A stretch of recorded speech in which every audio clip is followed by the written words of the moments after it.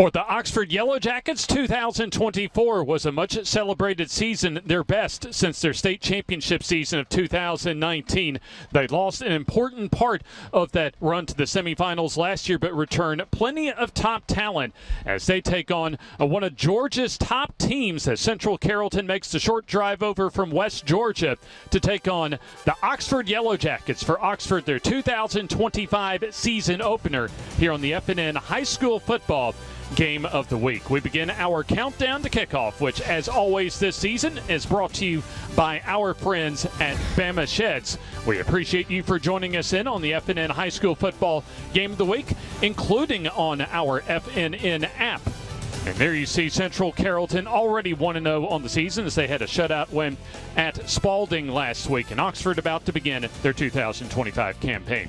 Happy game day wherever you're watching us from here on the FNN High School Football Game of the Week. James Hardy with you, and of course Coach Eddie Bullock riding shotgun with me. Shasta Jones on the sideline, as well as our FNN crew. Eddie, we should have an interesting ball game for our Game of the Week tonight as Oxford opens up their season against a pretty stiff test in Central Carrollton. Absolutely. You're talking about a really, really stiff test. You're talking about Central Carrollton, and of course Oxford did a fantastic job last year. They was one win away from, making a pretty good run, and hey, you can't ask for a better game tonight. And, of course, kind of hard to believe for Coach Sam Adams. This is his fifth season at Oxford High School after coming over after the 2020 season from Hillcrest over in Tuscaloosa. And Sam, he's just done better as he's gone along here at Oxford, now up to a 34-15 overall record in 5 seasons at Oxford with a 90-44 career head coaching mark, including his 7 seasons down in Tuscaloosa at Hillcrest. 13-1 last year, and you take a look at the profile for Oxford head coach Sam Adams. He's got another outstanding ball club this year, but an important piece, Eddie, from last year in Mason Mims that has gone up to play in the ACC up at Louisville. Well, it's hard to replace a Division I quarterback. I mean, he definitely be missed, but I know Oxford got a pretty good squad coming back, so they'll be a force to contend with this year. We'll talk more about Maddox Mims as far as the younger brother of Mason Mims that we'll see started quarterback. But you look at Oxford, they have a couple of first-team All-State outstanding Division I talents themselves this year in wide receiver Jalen Taylor, and then moving from defensive line to linebacker in Keenan Britt. Right. You got, Taylor made plays throughout the whole season, and, Britt is what we call a head knocker. And I tell you what, it's going to be an interesting matchup as far as Keenan Britt and that Oxford defense, because they're going to go against one of the top running backs in all of the state of Georgia. As before we get to that, we take a look as far as our broadcast location, right atop as far as the home stands here at Lamar Field on the campus of Oxford High School here in the heart of East Alabama. And I'm interested, Eddie, in seeing Jonas Walton, a Notre Dame commit, a big physical, really has all the tools, according to Coach Umbre Jones, for Central Carrollton. Jonas Walton, already a Notre Dame commit and one of the top running backs in the entire state of Georgia. Well, I didn't get an opportunity to watch him play last year, but hey, I guarantee you I heard about him, and I heard how good he was. And actually, I was trying to find some footage to actually watch him play, to see if, the rubber meets the road. And from what I heard, he's an outstanding running back. And you look at as far as Central Carrollton head coach, speaking of Coach Umbre Jones, he's done an outstanding job after coming over from Paulding County just a couple of years ago. This is Coach Jones's 3rd season at Central Carrollton, and he's including their season opening win last week. They've already won 22 of their 26 games that Umbre Jones has coached, including his debut season in 2023 with a 12-1 start to his tenure at Central Carrollton. Hey, well, you know what we say as coaches in the film room, we said the film don't lie, so the same thing with the numbers don't lie. This is true indeed. We should have a very interesting matchup to tonight's season opening start of the 2025 season for Oxford, and then the second game for Central Carrollton. We'll step aside. We've got more as far as our countdown to kickoff, brought to you by Bama Sheds, as we'll take a look at some of the big ones from around our area and the state of Alabama. For much of the state of Alabama, the opening week of the 2025 season, and still our keys and a lot more leading up to kickoff here on the F&N High School Football Game of the Week. Looking to transform your outdoor space? Look no further than Bama Sheds. As a family-owned and operated business, we understand your needs. That's why we offer no credit check, rent-to-own options. Enjoy free delivery and setup within 35 miles of our 4 convenient locations. Whether you need a shed, pole barn, garage, or carport, we've got you covered. Visit our website at bamasheds.com or call 256-268-8484. Bama Sheds, where quality meets affordability and your outdoor dreams become reality. We had no idea of the opportunities that were available to him, and we're so thankful for the direction AMDB has given us.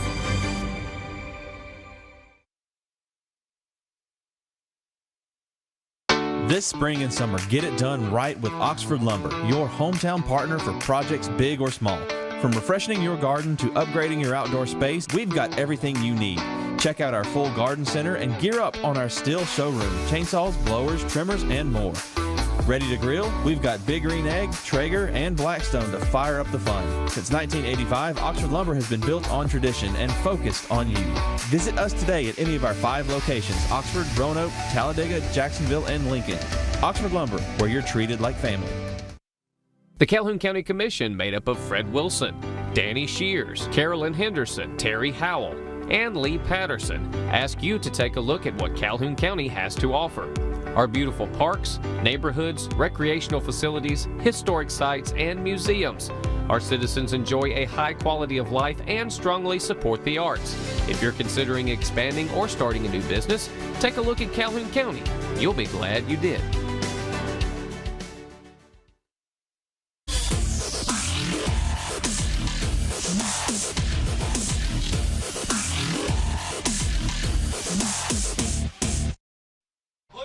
The Bama Sheds countdown to kickoff continues, leading up to Coach Sam Adams' Oxford Yellow Jackets and then the Lions of Central Carrollton and Coach Umbre Brown.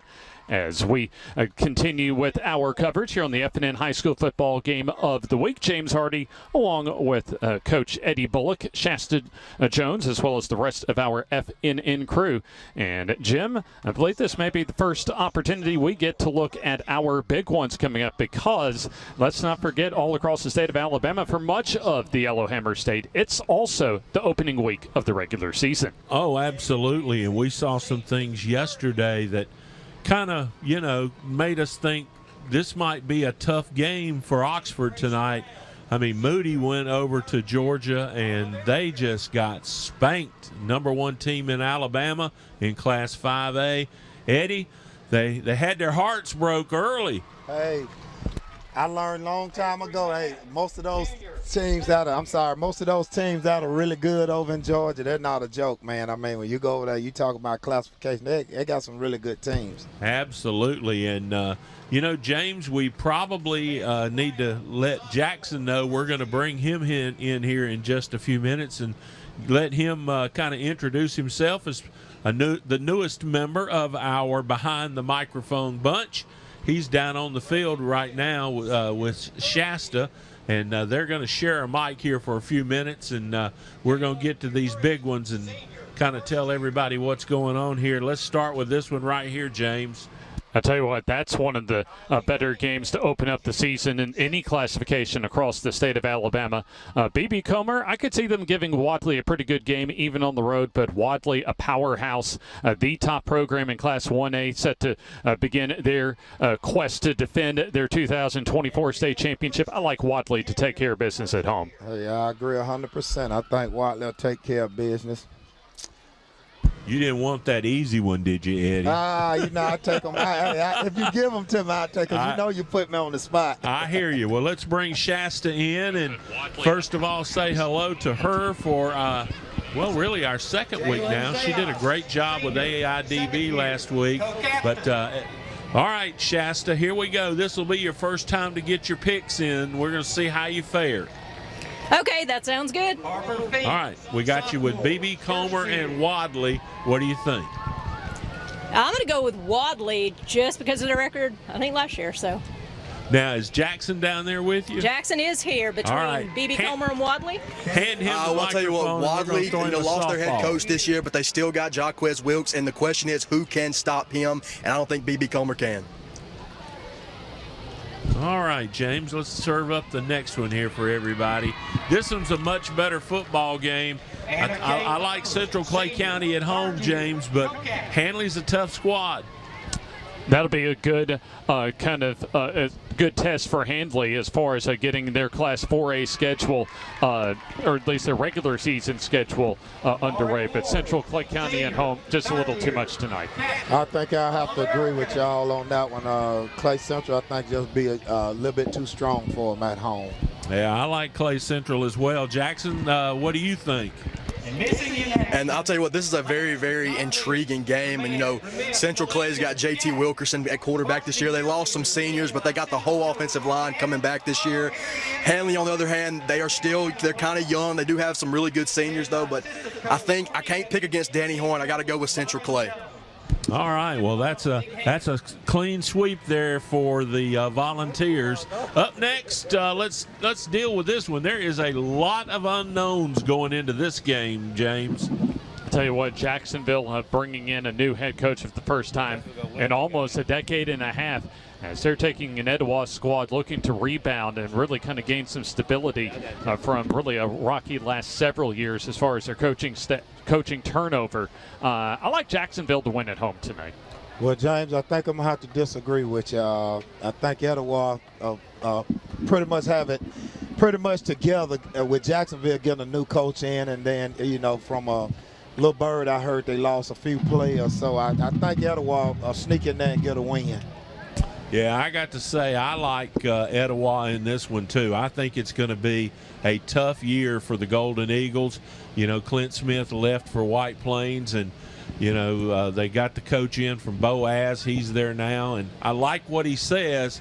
But you know, Eddie, it's not always about the X's and O's. It's about them Jimmys and Joes. Absolutely. All right, Shasta Jones. You know, as much as I want to side with Coach Bullock sometimes, I am going to have to go with everyone else and go with Etowah on this one. All right, let's hand it over to Jackson and see what he thinks. I think I'm actually going to go against Shasta this time, and I think I'm going to take Jacksonville here. And I'll tell you why. If I'm not mistaken, I think they're going to have Kamari Harmon at quarterback this year. He's very shifty, phenomenal athlete, and I think he's really going to give Etowah problems on the ground. Well, I don't know if Jackson can hear me or not, but we don't do stupid things on this show. All right, let's move on here and see what's up next for us in these big ones tonight. Oh, boy, this is another one that's got a lot of ifs and what ifs and all that kind of stuff with it. You got the coach from Cherokee County that moved down to take over Lincoln. Lincoln had won one football game in 2 years. A lot of work to do there, Eddie. Absolutely, and I think it's going to be a little bit tough for Lincoln again going down into Shelby County. I'm going to have to go with the home team. Yeah, I agree with Eddie on that. A lot of work to do for the Lincoln program over the short and the long term, and I don't think they get it done tonight on the road. Shasta, what you think? I'm going to have to agree with y'all and go against Lincoln. I don't think they're going to pull it off. Okay, Shelby County times 4. I'm in there with the Shelby County folks as well. And Jackson, yeah, you're going to go backwards with us here?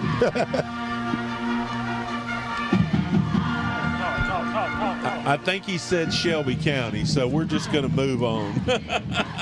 All right, up next, Horseshoe Bend at Sachs. It has been, I tell you, Eddie, I know Shannon Felder's your buddy, but I felt awful for him at media days, and we talked about this some, James. I mean, Sachs had 18 kids at that point. I don't know that they've still got 18, but I don't know how you pick this one. Well, you know, Coach Felder again is my buddy. You know, I love him to death, but I agree with you. You know, he's pretty much been telling me about his struggles throughout the year, and it's just hard to play at the level that he's at with, you know, 18 players, you know, and he told me on a good day he had 18. So, you know, I think it's going to be tough. I think Horseshoe Bend is going to go in and pretty much take care of him at Sachs. Yeah, 18 players in practice, much less a game. That's tough to work with for a coach, and going to be a long night for Saxon, probably another long year for them. Yeah, I really hate it because, you know, they're just a couple of years removed, James, for playing for a trip to the state championship, and, man, the wheels have just come off that deal, and hopefully Coach Felder can work it back out if he can stay there 2 or 3 years and maybe turn the thing back around. You know, the athletes are there, but Eddie, they're losing some of them to some of the programs around their area, and that's hard to fight. It is, and it's tough when the new coach come in because it's a lot of unknowns. All right, Shasta, what you think? I'm probably going to have to go with Horseshoe Bend, just with the new coach at Sax. So. All right, hand it over to Jackson down there. Once again, Sax is very young, but I got to go with Shasta here, and I got to go with Horseshoe Bend. All right, James, let's see what else we got here. Oh, boy. I'm going to let Eddie pick this one first. Well, I'm going to give y'all some advice. I got an opportunity to watch Piedmont playing some 7-on-7. Who is it? And when I tell you they tough, they are really, really tough. They got a little guy up there by the name of Pinto. I think Cherokee County is going to be in trouble tonight, so I'm going with the Piedmont Bulldogs. Yeah, I like where you're going, Andy. I think Cherokee County by the end of the season could once again be in that contention to go deep in the 4A playoffs. But tonight, with losing Tay Diamond and losing the pieces that they did from last year and really the last couple of years, I like Piedmont as well at home. Okay, I'm going to take the Bulldogs as well at the Field of Champions. You're up, Shasta. I got to go with Piedmont. You know what? I'm a big Raleigh Pinto fan. I like what he's been doing, and I think he's going to bring it tonight. And I 100% agree with Shasta here. Piedmont, Raleigh Pinto is one of the best in the entire state. He's very phenomenal. You know, they lost some key guys at wide receiver this year, but they have some young guys coming in. They're going to replace them, and I can't wait to see them play again this year. All right, there we go. All 5 for Piedmont. Yeah, that'll make all those folks up that way that watch us each week very happy. Southside up at Guntersville. This has always been a very tough game for Southside. Guntersville seems to slip up on them a lot to start the season. Miles Holcomb is back with the Panthers. What do you think, Eddie? Well, I think, like you said, it's traditional. It's going to be a good game, and it's typically a tough game for Southside. And, you know, I'm going to have to go with the home team with Guntersville at home against Southside. Yeah, always a great opening season test for the Panthers. I think a good return for Miles Holcomb to come back to Southside after spending one lone season down to Tuscaloosa County. But tonight won't be a good night for the Panthers. I like Guntersville. Okay, Shasta, you're up. I got to agree with Bullock. I think it's going to be a good game, but I'm going to have to go with home field advantage and go with Guntersville. And once again, I 100% agree with Guntersville winning this game here. I think they're the more physical team and the more talented team, so we'll see how that plays out. And I'll cap it off with going with Guntersville as well, as the Wildcats will host Southside here on the first week of the season. Okay, Talladega at White Plains. I think this game's got a ton of interest, but we're going to hold off on that because we've got the national anthem, and we're going to let you hear that from the Oxford Marching Band.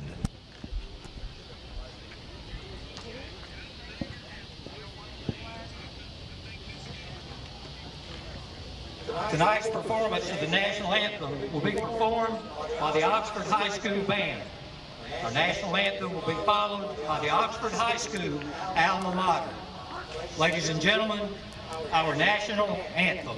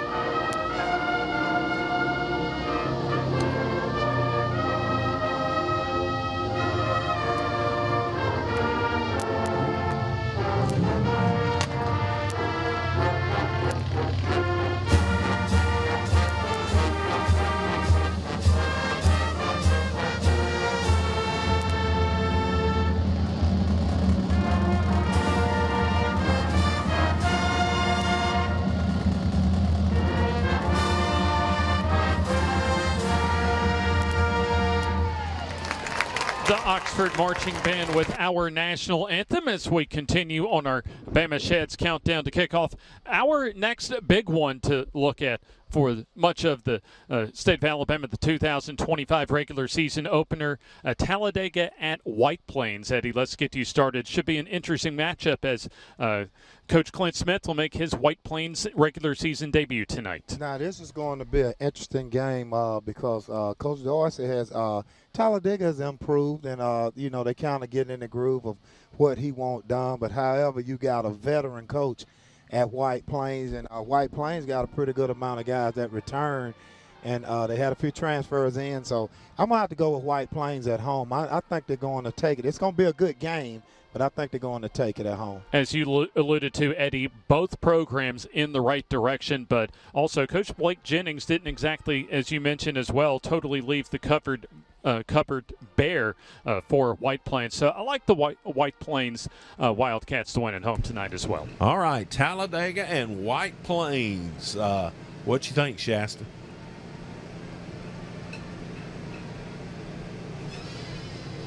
I just really think they're going to pull it off with a new coach, so White Plains Wildcats. 95% of the offense is done. And like I said, I got to go with Talladega here as well. Talladega is phenomenal. They're on the come up. They got a young team out there, and it's going to be a good game to see. Okay, so I got to tell you, I'm kind of thinking the same thing, Jackson. I think Talladega goes into White Plains tonight and gets the W. I think good things are going to happen at Talladega if they just kind of stay with what they're doing right now. There's always been athletes down there, Eddie.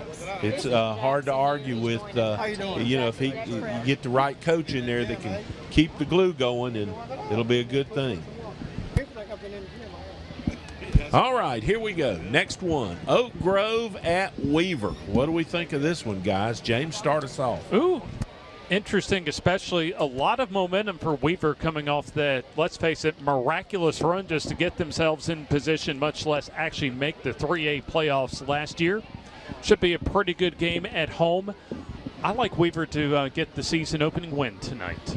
Well, I think Weaver, as you mentioned, had a miraculous run last year. They did a great job, and they capped it off with getting in the playoffs, and that's what you want to do. So I kind of agree with you, James. I think Weaver pull it off at home. I kind of like the Weaver Bearcats in this one as well. Shasta, you're up.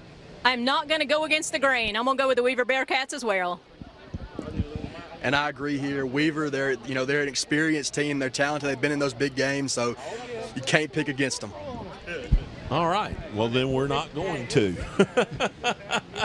And that brings us to what we came here for tonight. Of course, since we're doing the game, we don't pick it, but we'll give you the lowdown, starting with James. Well, you take a look, obviously, Oxford, an outstanding 13-1 season last year, and Central Carrollton at 9-3 last year as they lost in the second round of the 4A playoffs in the state of Georgia to Cambridge last year, and then Oxford losing to Parter in the 6A semifinals last year. As I say, the captains for both teams already have made their way out to midfield, and they haven't quite, or at least made it to the 50, haven't quite gotten to the Big O Yellow Jacket logo out in midfield, but we will take our first look at the captains along with Kamari English. It is Jalen Taylor, Keenan Britt, as well as Josh Stack for Oxford, and then for Central Carrollton, J.R. Harris, Jonas Walton, Jarrell Long, and Tay Crowder.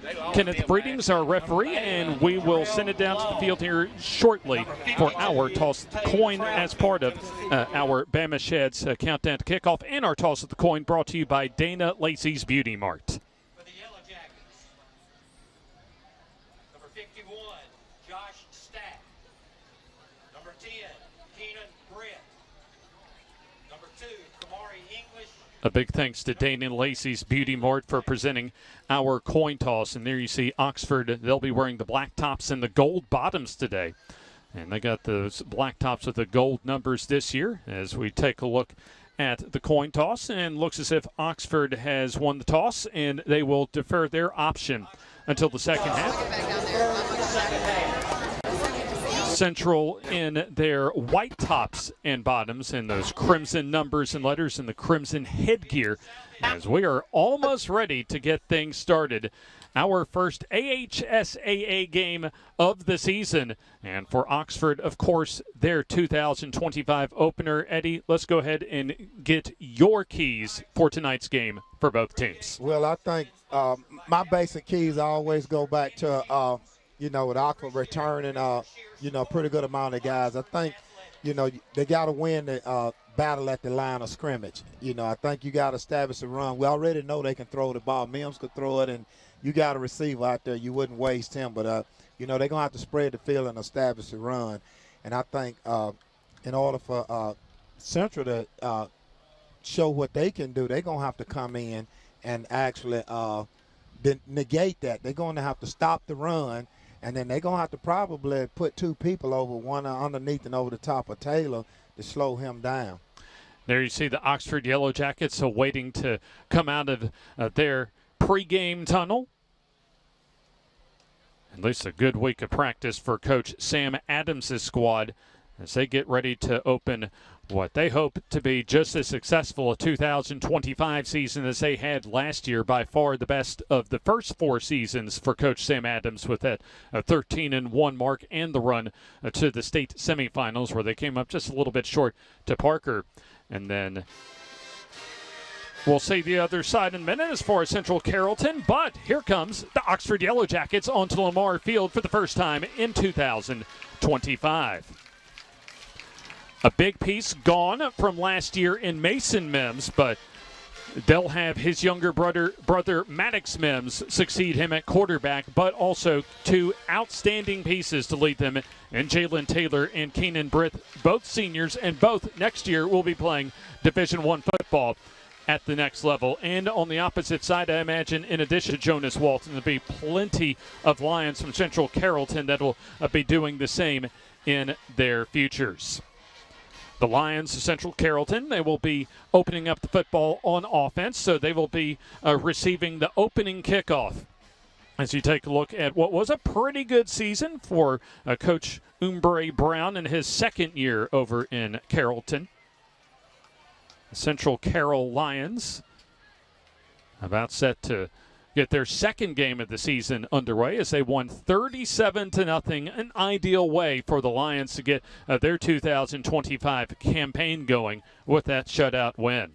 Well, that's how you want to start it off. I mean, hey, anytime you can get a opening victory, for the season, that's what you want to do, and you try to keep that momentum going. Now we'll see a number of return products as far as the kick return game. Avery Tanner, Jake Ivester, and Cannon Jones among them for Central Carroll. And she'll have Jones, the deep man, and Oxford ready to kick things off to open the 2025 season. William Burke ready to meet toe to leather. Oxford undefeated at home in 2024, and they certainly want to get off to a good start here in 2025. And it's a short end over end kick. Will be fielded around the 25-yard line. As Oxford, initial good contain, but a good solid return up to the 35-yard line for Jones, as he's able to get the Lions some good field position. As we'll take a look at their starting offense, J.R. Harris, the cousin of former Anniston quarterback and Alabama quarterback John David Phillips, he gets the call at quarterback. And then Jonas and Jace Walton in the backfield. We'll see Rhett Nelson at tight end, and then at receiver, Jake Ivester, Avery Tanner, Allenson Simmons, and Griffin Bass. Offensive line of Sam Walker, Tay Crowder, Jacob Fountain, Jonathan Watts, and Ben Hobbs from left tackle over to right tackle. And by the way, Bell Ringer Florist and Gifts presents our first and also all of our kickoffs for tonight.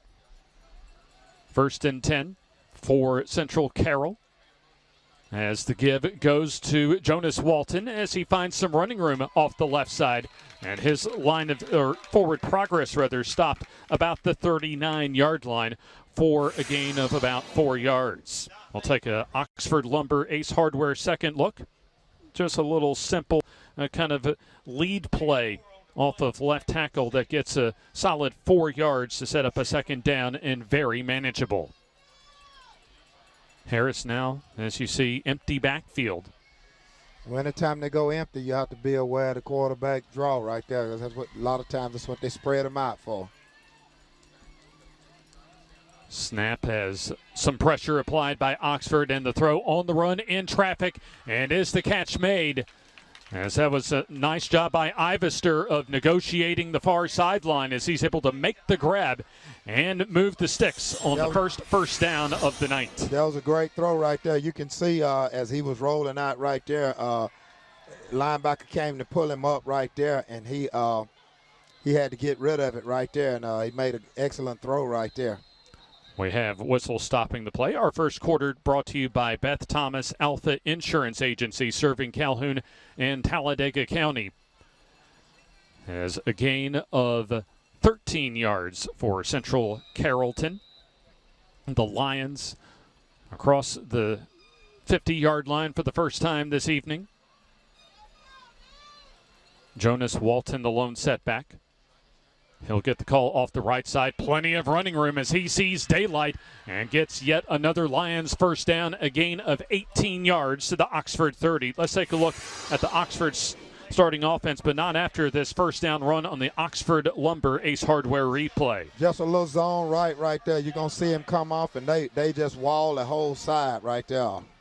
And there you see excellent blocking from the right tackle, Ben Hobbs, and the right guard, Jonathan Watts. 3 plays and already to the 30 as the RPO pass over the middle with a flag in the defensive backfield goes incomplete as Harris targeted at that time Christian McNeil, the Oxford Yellow Jacket cornerback. Well, you got a post route right there, and it was looked like incidental contact, but he got that. Kenneth Breeding confirms the pass interference call. Oxford up front, Josh Stack and Terrion Russell, the defensive end. Xavier Endicott back at nose guard up front. And then Keenan Britt moves from defensive end to linebacker this year. He also joins Jaiz Fleming, Christian Draper, and Aiden Noyola as the linebackers. And then Jalen Robinson and Christian McNeil, the corners. And Marcus Lawler, Kamari English are the Oxford Yellow Jacket safeties. Football in the red zone at the 15-yard line. As the play action, a good play action that time by Harris. He gets it complete, and the Lions score.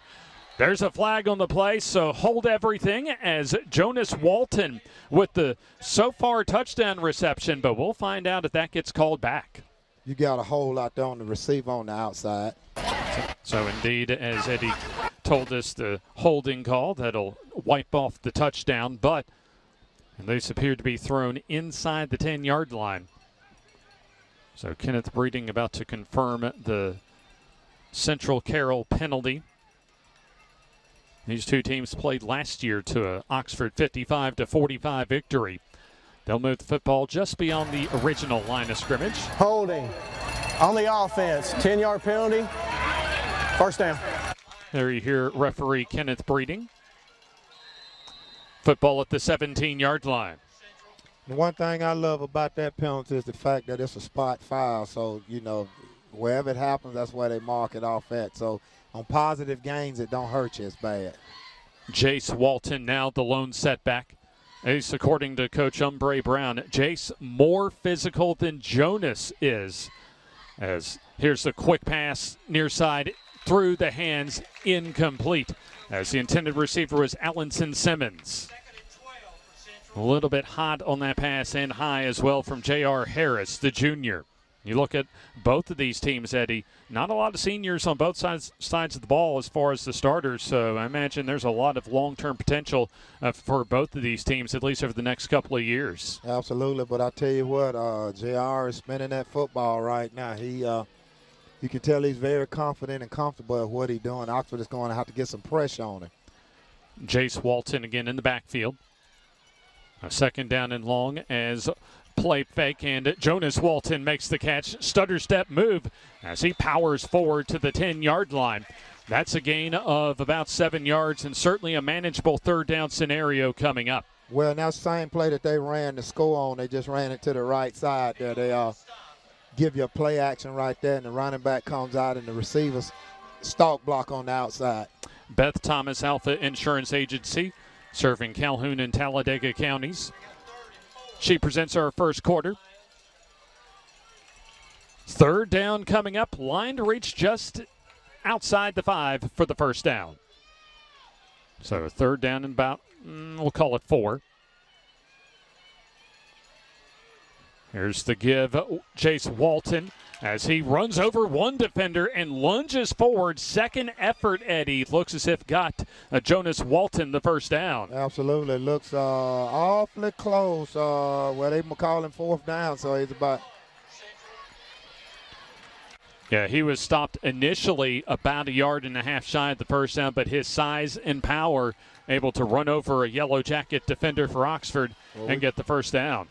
Or at least initially, now a 4th and a half yard, and now the quarterback sneak and the push from his teammates propels J.R. Harris to officially now a first down.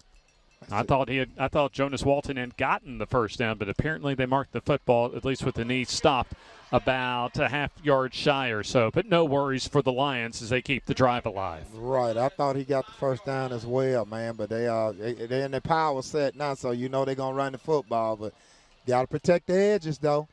Got to protect the edges. Walton up the middle, stood up. At Farmers and Merchants Bank, your neighborhood Grub Mart is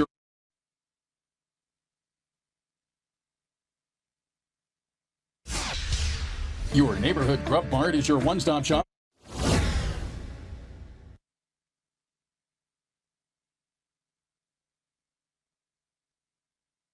Carroll takes a 7-0 lead. We're 8 minutes and 20 seconds to go in the opening quarter here on the FNN High School Football Game of the Week. Your neighborhood Grub Mart is your one-stop shop for everything you need when you're on the go. Grub Mart features the best prices on Coke and Pepsi products and is the home to the 99-cent bag of ice every day. And Grub Mart is your exclusive home for the popcorn bucket. Purchase yours for only $5.99, then bring it for free refills throughout the year. And save every day with your Grub Mart Super Saver card. When you're on the go, it's good to know Grub Mart has everything you need. Gas, diesel, and delicious Oleo donuts. In business over 78 years, visit your local Grub Mart today. Central Carroll as the Lions able to march down the field 65 yards and score on a 5-yard touchdown run from Jonas Walton. James Hardy, Coach Eddie Bullock, Shasta Jones down along the sidelines. The season opener for the Oxford Yellow Jackets as they look to duplicate their semifinal round run from last year. We'll see Maddox Mims take his first snaps as the starting quarterback for the Yellow Jackets of Oxford as that Jake Davis kickoff goes into and through the end zone. A touchback as Oxford takes over first down and 10. What is going through the mind of Maddox Mims, in your opinion, Eddie, as he is set to make his first start tonight? Oh, he's got pregame jitters. I guarantee, he's probably spoken with his brother, but, this is you coming off a 13-1 season. That's big time right there. And, I know he's feeling a little pressure to kind of duplicate what his brother's done in the past. Caleb Wynn, the lone setback. We'll see receivers of Jalen Taylor, Andre Ford, and Javen Nix, among others. Here's the keeper for Mims as he'll get lucky to get about 1 yard or so. Good recognition up front for Central Carroll. Let's go ahead and take a look at their defense. Walker Britt up front, along with Jaden Jones as the defensive ends. Damon Finley, the nose guard. Gerald Long, along with Eli Moody, Nazeel Mitchell, the linebackers. And then the Dogs, kind of a hybrid linebacker safety of Tyler and Tyson Rochester. Second down, quick throw to the far side. That's caught and moving forward. And Oxford able to get the first down. As that was a solid little, almost kind of a hitch bubble screen type of pass that time to Donovan McComb as he makes his first catch of the season. A gain of 9 and a first down. Oh, that was a great throw right there. It was a quick game, and, Coach made a good call right there, trying to, take the pressure off of him. Don't want anything deep. A nice quick throw, safe throw.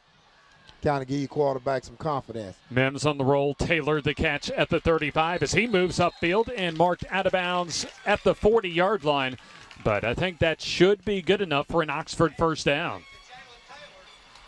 Taylor had to get right at the 40, which he did. And so the second first down of the night for the Oxford offense as they are on the move and they're back to the huddle, or back to the line of scrimmage, rather. They're going to have to put somebody over the top of Taylor. I would have to man him and put somebody underneath him because here's Mims as he'll just wisely slide down after he's able to get 4 yards to the 44-yard line. The rest of the look at the Central Carroll defense as Cannon Jones and Jake Ivers are the corners, and then Kobe Bailey is the safety. And also we'll see for Oxford at tight end Bo Mims, Jackson Elston, Justin Pham, Jaquez Goodman, Bryson Sanderson, and Jamarcus Simmons from left tackle to right tackle along that offensive line. And Simmons at cornerback out there against oh, look at that tackle that time. Well done on the part of Central Carroll. They were able to read that bubble screen and hold Oxford to very minimal yardage at the 44-yard line. Well, it took too long to develop. That's a long throw right there for Mims right there, you know, and they read it, yeah. Jonas Walton in on defense, able to help make the stop.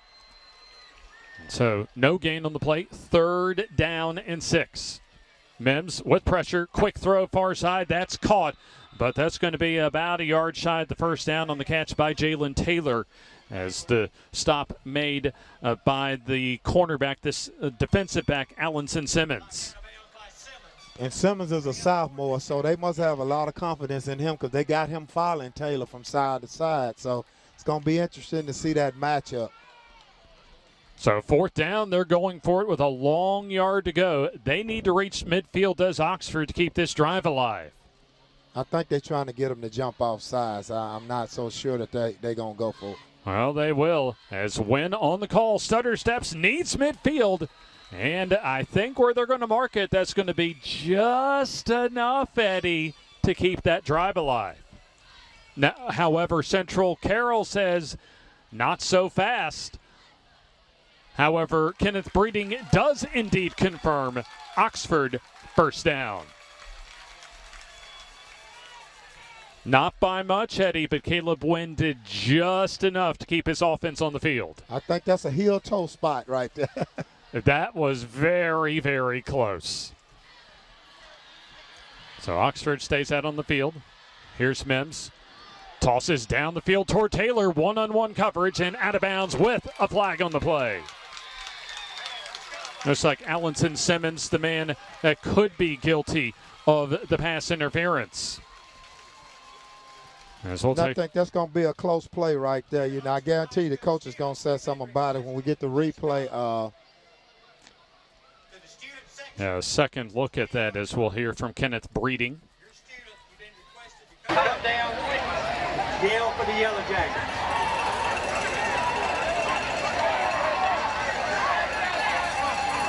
Kenneth Breeding. It's incomplete. It was incomplete, so we're going to go 15 from the previous spot. Still early in the season for the officials as well. So we're going to go 15. And you hear a little bit of the traffic direction as far as Kenneth Breeding is concerned. Pass interference, defense, 15-yard penalty, results in a first down. But our head referee doing exactly what he needs to do, make sure that the line of scrimmage is correct after that 15-yard penalty. We have come to our first heat timeout of this Friday evening, and so we'll take the timeout with them as we're under 6 minutes to go. Opening quarter, Central Carroll 7 and Oxford nothing.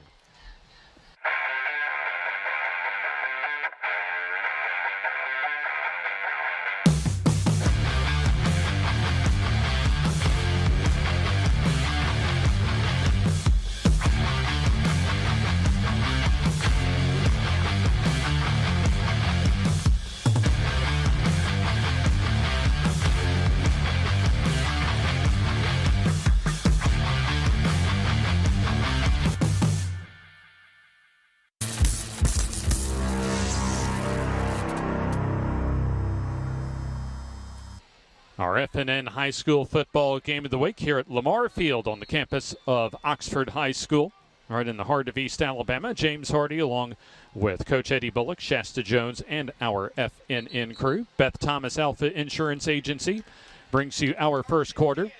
Also for the Oxford Yellow Jackets, they hope that this drive is money in the bank, courtesy of our FNN, our friends of FNN from F&M Bank. First down and 10 as pressure comes. Mims steps up and he wants to keep it himself. Gets around the umpire, but at least smartly gets some yards close to the 30-yard line as the pressure came. But good recognition that time, Eddie, by Mims to avoid the pressure and get some positive yards. Yeah, absolutely. And he probably would have got the first down if they had not the umpire made the tackle. So the ball at the 30-yard line. Maddox Mims, his debut start as an Oxford Yellow Jacket. As Wynn off the left side has running room and gets the first down and more. He's off toward the end zone but gets knocked out of bounds inside the 10-yard line. And a big fourth down run by Caleb Wynn has kind of sparked this offense for Oxford as you take a look at Wynn on the Oxford Lumber second look. That was a great run right there. I don't know how he squeezed through that. He probably should have been tackled twice. Well, they say that he stepped out of bounds a bit further upfield, but still more than enough of a first down run to the 22-yard line of the Lions.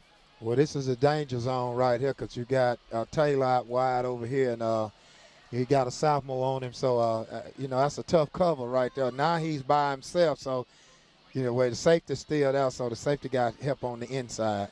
Taylor in motion as the give up the middle. Big room as Wynn gets free. Give him 6. Touchdown, Oxford.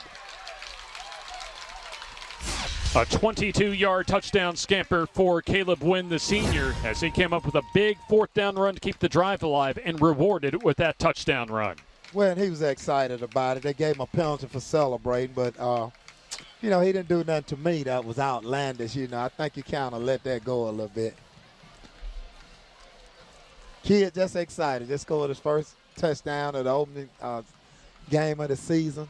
Indeed, his final campaign in an Oxford uniform is Eli Pesnell, set to come on for the PAT. They'll assess. So Kenneth Breeding tells us, of course, the celebration penalty. That'll be enforced, I imagine, on the kickoff. Right. So they'll kick things off from the 25 of Oxford following this Pesnell PAT try. Maddox Mims also the holder this season for Oxford.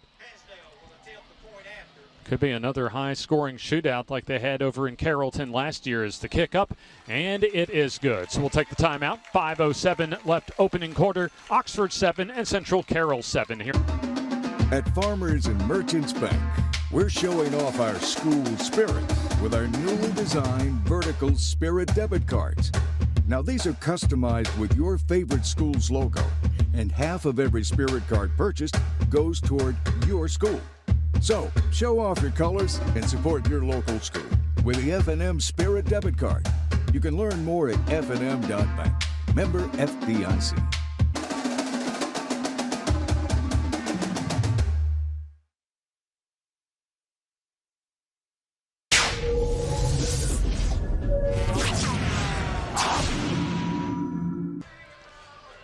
An outstanding response by Oxford as they were able to answer the Central Carroll touchdown drive of their own. An 80-yard touchdown drive, really backed by the legs of Caleb Wynn as he gets his first touchdown of the season from 22 yards out. Kickoff coming up, brought to you by Bell Ringer Florist and Gifts. Not too far of a drive over from Lamar Field. It'll be about 20 minutes or so east as Pesnell, a little pooch kick, lands at the 45-yard line where the fair catch will be made. And let's send it down to Shasta for a little background on senior running back Caleb Wynn for Oxford. Caleb Wynn this week, and I asked him what he's worked on this summer that he really wants to see improvement on in the games this year. He said he's been working to get his pad lower pad level lower, running through blocks, finishing runs. The coach always preaches that he never wants to see the running backs lose yardage, so he just follows forward at the end of his runs. He can say that he's improved on that over the summer. I asked him if he has one goal for this whole season for himself personally. He said 2,000 yards. And cutely, all right, 20-plus touchdowns. No big deal. Outstanding there, Shasta, as you hear from Shasta Jones as Central Carroll returns on offense. Here's Harris loading up and now dumps it down and behind Jace Walton as running back, incomplete. Now, that was a dangerous pass right there. If you complete it, it's a big gain. If he, that could have, if the cornerback would have been closer, that could have been a pick six. Now, Jonas Walton already with a 5-yard touchdown run this evening. These two teams combined for 100 points in Oxford's 2024 season opener at this time last year with a 55-45 Oxford win. 2nd and 10.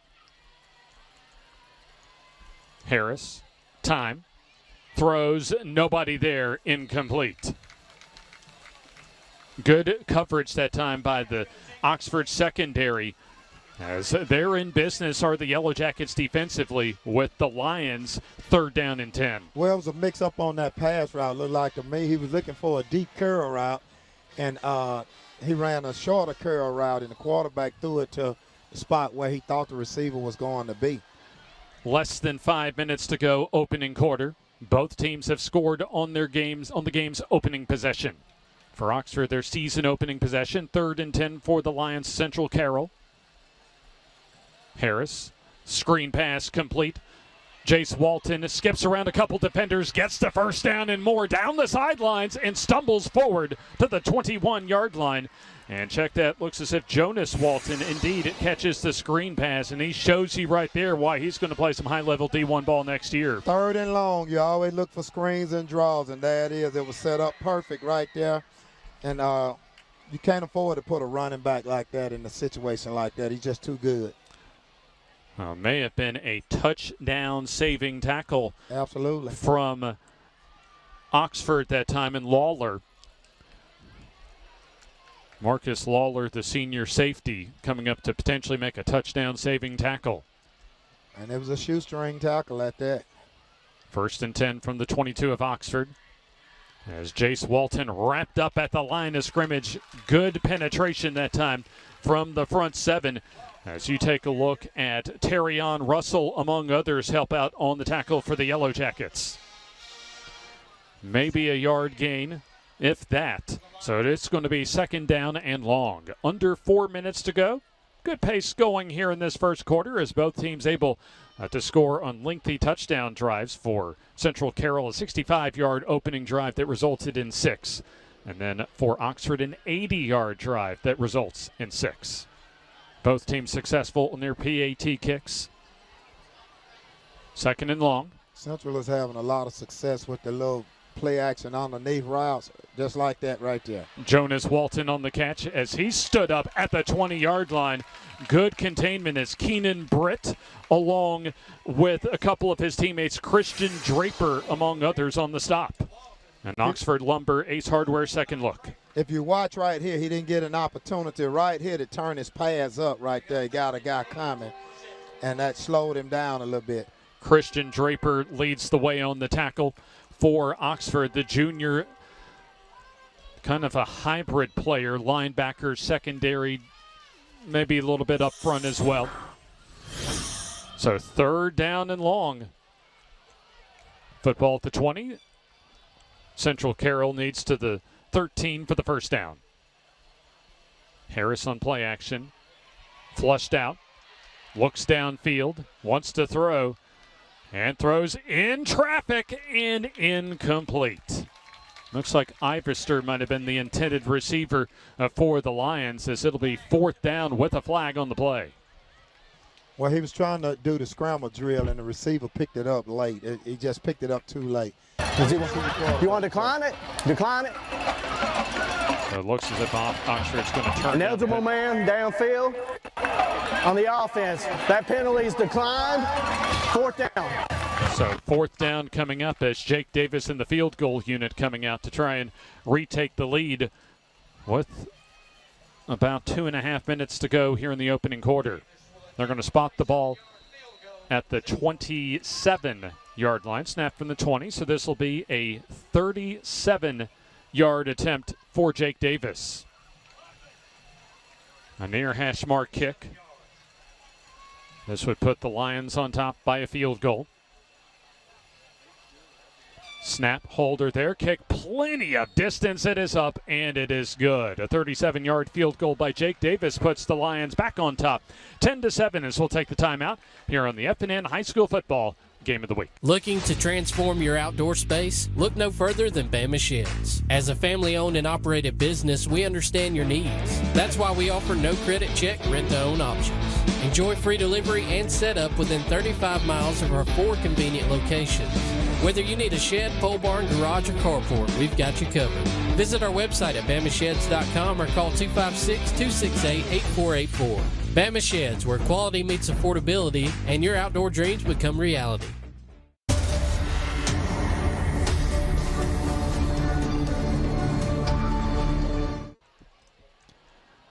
First quarter, 2:24 to go in the opening quarter here at Lamar Field on the campus of Oxford High School.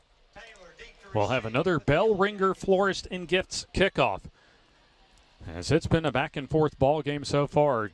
Both defenses trying to get their footing so far here in this first quarter.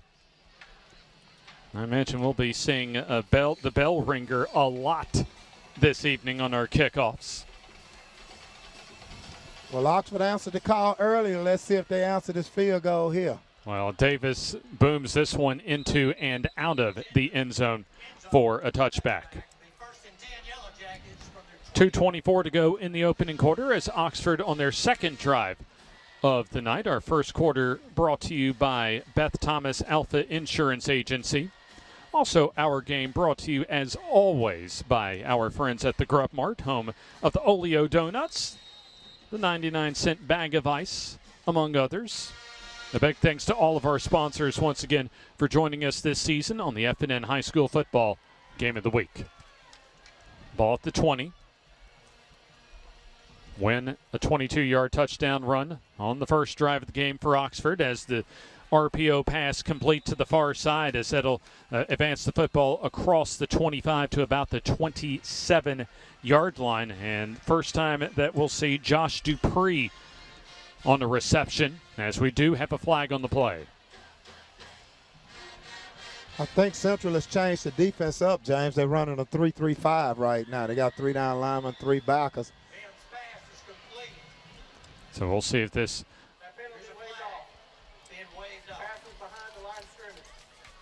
So they say that the pass was behind the line of scrimmage. No illegal forward pass that time. So the stop made about the 26-yard line, looks like, as we have 2 minutes, 12 seconds to go in the opening quarter. Should remain dry this evening, although we have had some rain over East Alabama the last couple of days or so. Actually, not a bad evening for late August. Started off about low 80s with that feels like around 90 degrees. This once we got our countdown to kickoff off the starting blocks. Quick throw and complete. And good catch that time by Oxford. Your neighborhood Grub Mart is your one-stop shop for everything you need when you're on the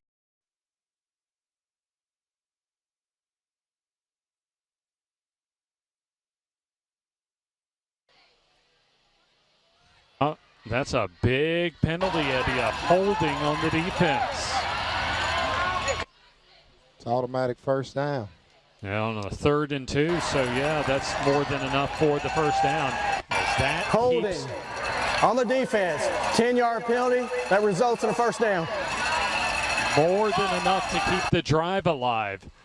And let's see if the Yellow Jackets can take advantage of a break. Approaching 1 minute to go opening quarter. Wynn finds some room up the middle, and he bowls his way across the 40 to about the 44-yard line.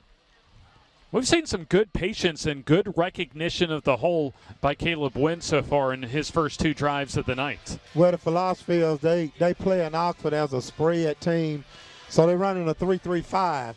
But when you got 3 down linemen and 3 linebackers, they count the numbers and they're running the football because you got them outnumbered. Here's a quick pass to Wynn, dropped, incomplete. It had appeared that Simmons was ready to make the tackle if Wynn had made the grab. So that stops the clock momentarily with 40 seconds and some change to go in the opening quarter, and another 3rd down situation facing the Oxford Yellow Jackets. The Central Carroll Lions have scored on their first 2 drives, a touchdown by Jonas Walton and then a 37-yard field goal by Jake Davis. Oxford, the 22-yard Caleb Wynn touchdown. And nice job by Maddox Mims, a veteran move from the sophomore to draw the front line for the Lions offside. I think we might have seen something like that from Mason Mims last year, Eddie. Right, and they're shooting themselves in the foot right there because they're sustaining this drive for Oxford, and that's what you don't want to do. You don't want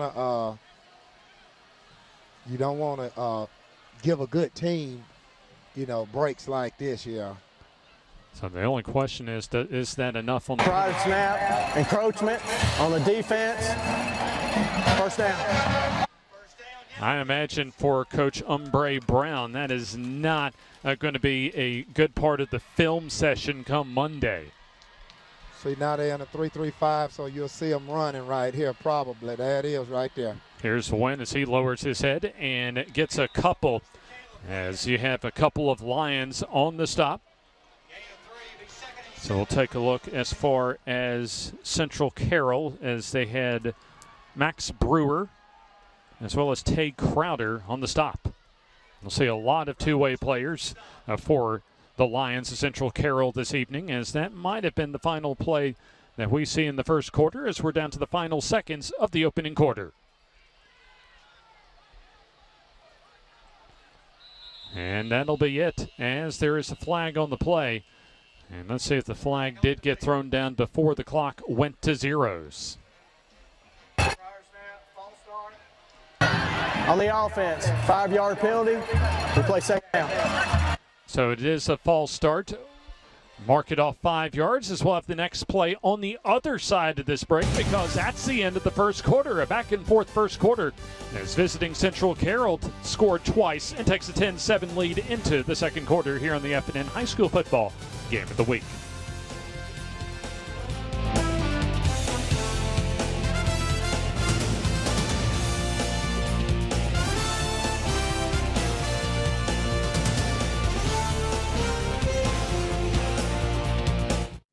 The Calhoun County Commission, made up of Fred Wilson, Danny Shears, Carolyn Henderson, Terry Howell, and Lee Patterson, ask you to take a look at what Calhoun County has to offer. Our beautiful parks, neighborhoods, recreational facilities, historic sites, and museums. Our citizens enjoy a high quality of life and strongly support the arts. If you're considering expanding or starting a new business, take a look at Calhoun County. You'll be glad you did.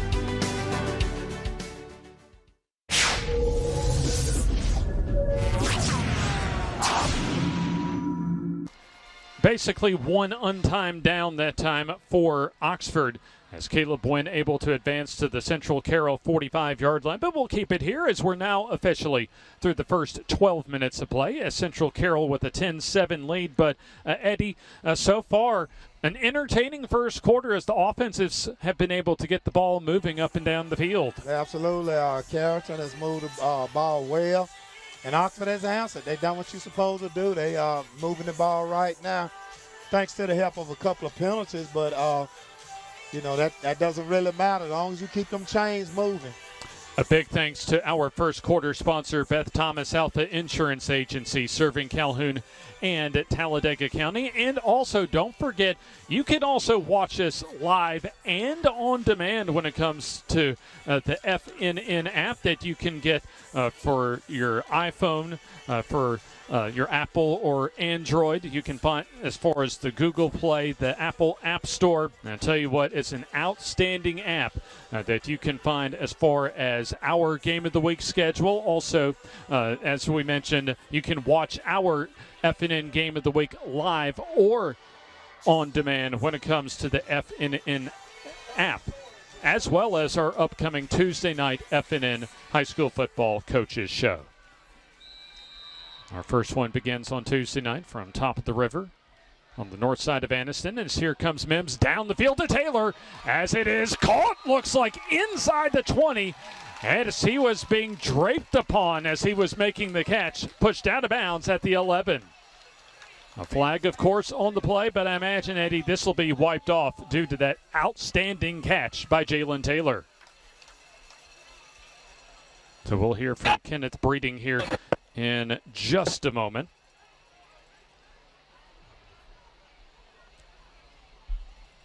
And so far, the offenses have had their way as they've scored both teams on every one of their offensive possessions. Pass interference on the defense. That will be declined. First down. A gain of 34 yards on the play. The pass from Mims to Jalen Taylor, as we'll take another look from Oxford Lumber Ace Hardware.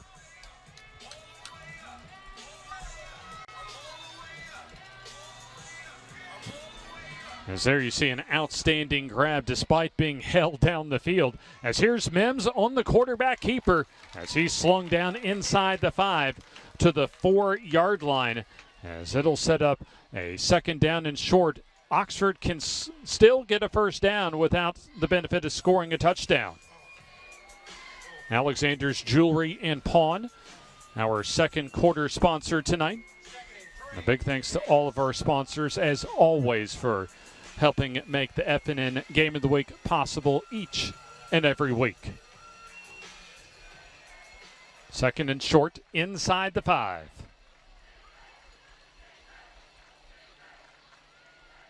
Mims on the give, win, big hole, driving toward the end zone, has the first down, and he'll be stopped just inside the 1-yard line. But no worries for Oxford, Eddie. It's a first and goal for the Yellow Jackets. Absolutely. They just dominating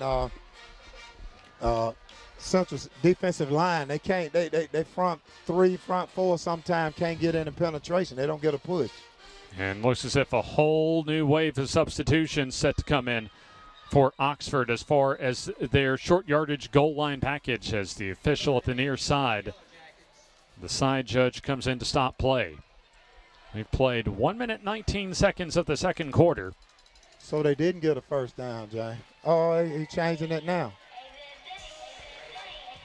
So the play clock reset to 25 seconds, and now a first and goal upcoming. Caleb Wynn, the Wildcat quarterback, but a flag on the play. He had a false start.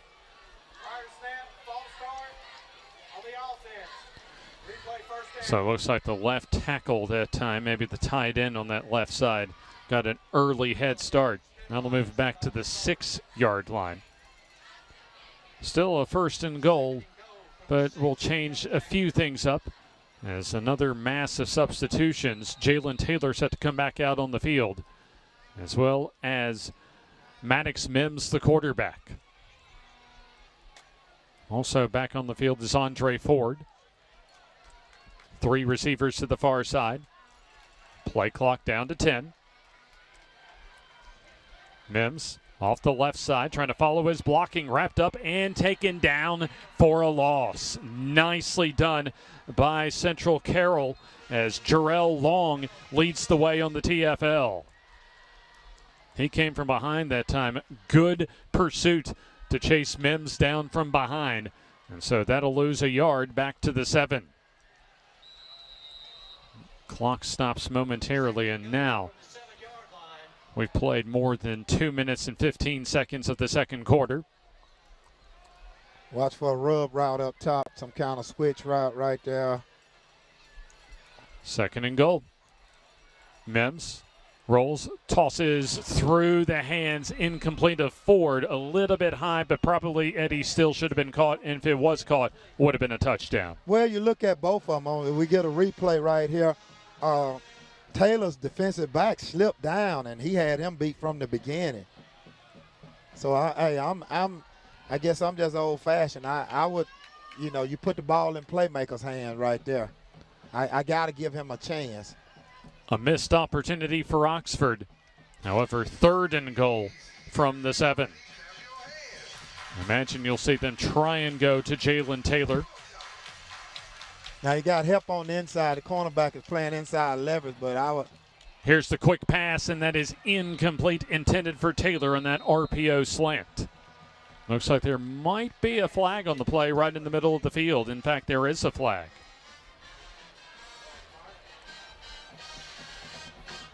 As if they're calling for an ineligible man downfield. We'll find out from Kenneth Breeding. Indeed, an ineligible man downfield. Second time we've seen that called. As that's declined, and field goal time for Oxford. A short field goal kick they'll spot it at the 14, so a 24-yard attempt for Eli Pesnell. So the angle from the near side. Snap and hold are good. Kick on the way. That is up, and that is also good. We're tied up at 10 apiece as Pesnell good from 24 yards out. We'll take the timeout. Knotted up at 10. 9:20 to go. Second quarter here on the F&N High School Football Game of the Week. At Farmers and Merchants Bank, we're showing off our school spirit with our newly designed vertical Spirit debit cards. Now, these are customized with your favorite school's logo, and half of every Spirit card purchased goes toward your school. So, show off your colors and support your local school with the F&M Spirit debit card. You can learn more at fnm.bank. Member FDIC.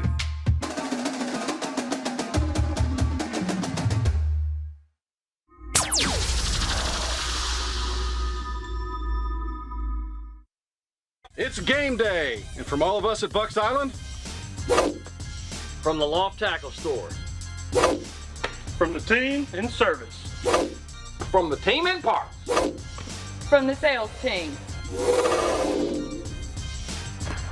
from the Bucks Island family, good luck and go get 'em, boys. Treating our customers the way we want to be treated since 1948. BucksIsland.com or call 1-800-I'm-READY. Let our team help you win on the water.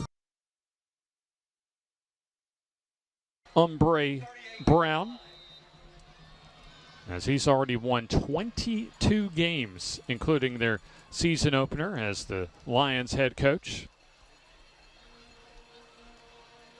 A 1st and 10 for the Lions as they've scored on both of their first 2 possessions. Some good running room up the middle for Jonas Walton, as he already has a touchdown this evening. Advances the football to the 44-yard line, a solid 6-yard gain. We've seen both Jonas and Jace get some running room, and also a lot of activity in the screen game for Jonas Walton with a couple of pass receptions. Officially a 6-yard gain. 2nd down and 4 as J.R. Harris empty backfield at quarterback. Tries to set up the screen, the jailbreak screen complete with running room as a big gainer for Avery Tanner as he gets into Oxford territory inside the 40 at the 39-yard line. That was a great setup, man. That was a touchdown saving tackle right there. If you look right here, you got a block out there and you got a block right there. Split 2 defenders did Tanner. And then that tackle from Lawler able to prevent a further gain by Central's Tanner. That offensive lineman couldn't quite get that. That was the block he needed. So Central ball, 1st down inside the 40-yard line. Play fake, Harris pump fake. Protection breaks down as he's being chased from behind, but gets the pass off as that is dropped. Incomplete by Avery Tanner. Did a great job. The receivers just not on the same page with the scramble drill. That could have been a big gainer right there if the receiver comes back to him. Although that pass went right in and out of the hands of Tanner. Second down. Alexander's Jewelry and Pawn. Some outstanding wholesale jewelry. Our second quarter sponsors. Our second F&N game of the week this season. And so far back and forth. As the give to Jonas Walton.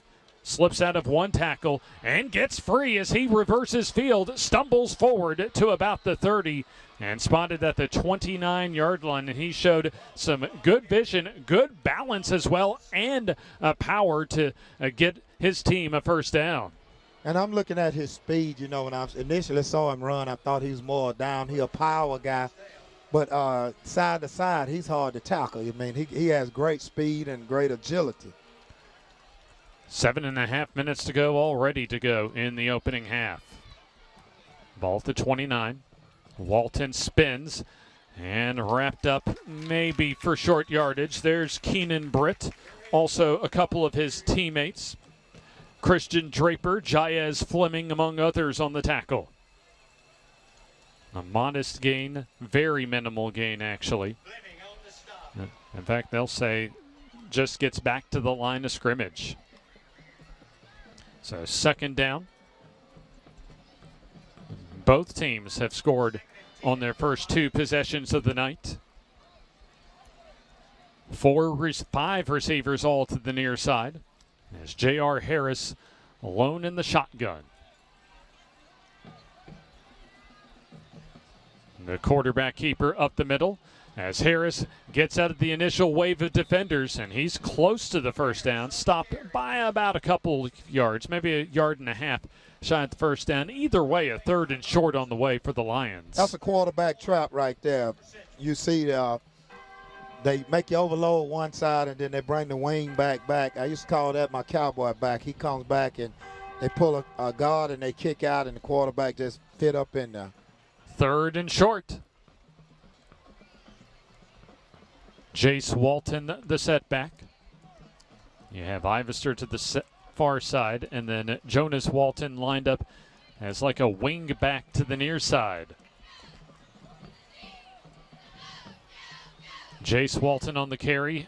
No, check that. A great play fake as Jonas Walton, the completion, breaks out of one tackle. And does he stay in bounds? Yes, sir. Touchdown, Lions. Well, I tell you what, I was lost on that play. I was looking for the football. I tell you what, I was looking at Jace Walton. I thought he had gotten the carry. That was a brilliant play fake by J.R. Harris. He's able to dump it to Jonas Walton for his second touchdown of the night. Absolutely. I mean, I'm following the football. I'm like, which way did they go? That was a bit of trickery that time from Harris, as we'll take an Oxford Lumber deserved second look.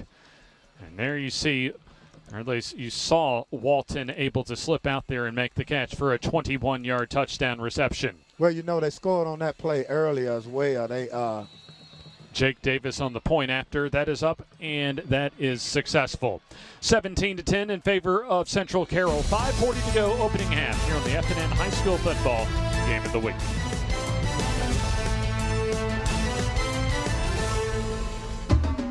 At Farmers and Merchants Bank, we're showing off our school spirit with our newly designed vertical Spirit debit cards. Now, these are customized with your favorite school's logo, and half of every Spirit card purchased goes toward your school. So, show off your colors and support your local school with the F&M Spirit debit card. You can learn more at fnm.bank. Member FDIC.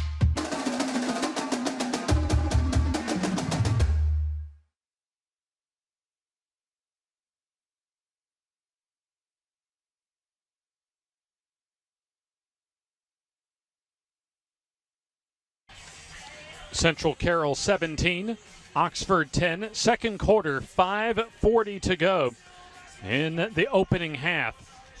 As Jonas Walton took in a play-action pass from J.R. Harris and was able to rumble down the sideline for 21 yards, his first receiving touchdown of the night, and his second touchdown, including a 4-yard rushing touchdown on the opening drive. of the ball game. Oxford goes on the road next week, their first road game of the season, and it's going to be a tough road trip for them over on I-20 to Moody for a return trip after hosting Moody for their home opener last year. For Central Carroll, they'll open their home schedule to close out August against Hiram over in Carrollton, Georgia next week. However, for the Lions, they'll have Jake Davis ready to kick off as he already has a couple of touchbacks. Oxford has scored on their first 2 drives so far. End over end kick as Taylor receives at the 1. He'll try an angle, loses the football. A fight for it as it is still a loose football as the bell ringer kickoff, quite circus-like kickoff. As thankfully for Oxford, they were able to corral the football, but deep in their own territories, Josh Dupree able to rescue the football for the Yellow Jackets. I thought that was going to be a. I thought that would be a. After play, we have unsportsmanlike. The white team, 15-yard penalty. Oh, man, what a break for Oxford in 2 ways. They get the football back and an unsportsmanlike conduct penalty by the Lions that at least bails out the Yellow Jackets with an extra 15 yards to start their drive. I'll tell you what, Eddie, Oxford played with a little fire that time. They're lucky they did not get burned. Yeah, absolutely, and I know Coach he's going to have a fit at halftime because they kind of, getting themselves in good situations, and then they're bailing them out by, getting untimely penalties. So they'll spot the football at the 20-yard line, so basically just like a touchback.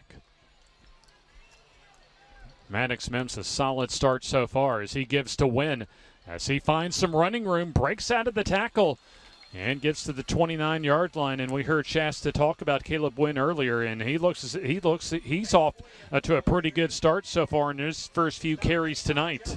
Well, and he got experience, man. He's a senior, so, I mean, that's what you expect. A big game, he's a big-time player, so he's trying to make something happen. A gain of 9 for Wynn as we'll have a whistle and a stoppage in play. As let's go ahead and send it down to the sideline for our own Shasta Jones as she has some info about Jalen Taylor. I asked Jalen what's been up for his big goal for this season for himself personally. He said personally he wants to excel, just do better than what he did last year, as in yardage, all-purpose yards, and he wants to become and just be labeled one of the best receivers stat-wise in Alabama. And he wants the younger players coming up after him to learn from him this year that anything is possible and size doesn't mean anything. Here's the give to Wynn. Didn't need much and didn't get much, but enough to keep the drive alive. As a 1-yard gain to the 30. And that's enough for the first down. By the way, Jalen Taylor committed to play his college ball up in West Virginia and Marshall University. So he has a chance to make a few trips back home, down south to the state of Alabama as far as Sun Belt Conference play.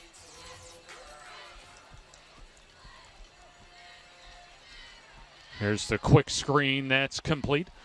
Taylor able to lower that shoulder and get across the 35 to about the 39-yard line. We're coming up on 4 minutes and change left in the opening half. A solid beginning to his start by Maddox Mims, the sophomore. 5'11", 155 pounds, and what Coach Adams wants him to do, just distribute the ball and get that ball to the playmakers.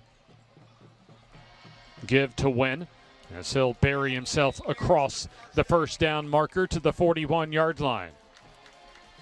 A back-and-forth ball game so far as neither team's defense has been able to get off the field so far tonight. Absolutely, and the Oxford offensive line, to me right now, they got a little bit more spunk than Carrollton's. They're getting a little bit more push up front. They kind of controlling those guys.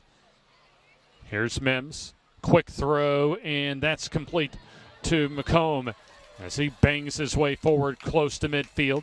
A lot of high percentage throws so far. We have seen a couple of deep balls attempted by Maddox Mims. As a solid gain at that time by Donovan McComb as he's able to get to the 48-yard line. The Yellow Jackets hurry up after a 7-yard gainer as we'll have a stoppage in play. And we have, looks like a timeout called for, I believe, by Central. So we'll take the timeout with them. 3:09 to go opening half. It is Central Carroll 17, Oxford 10.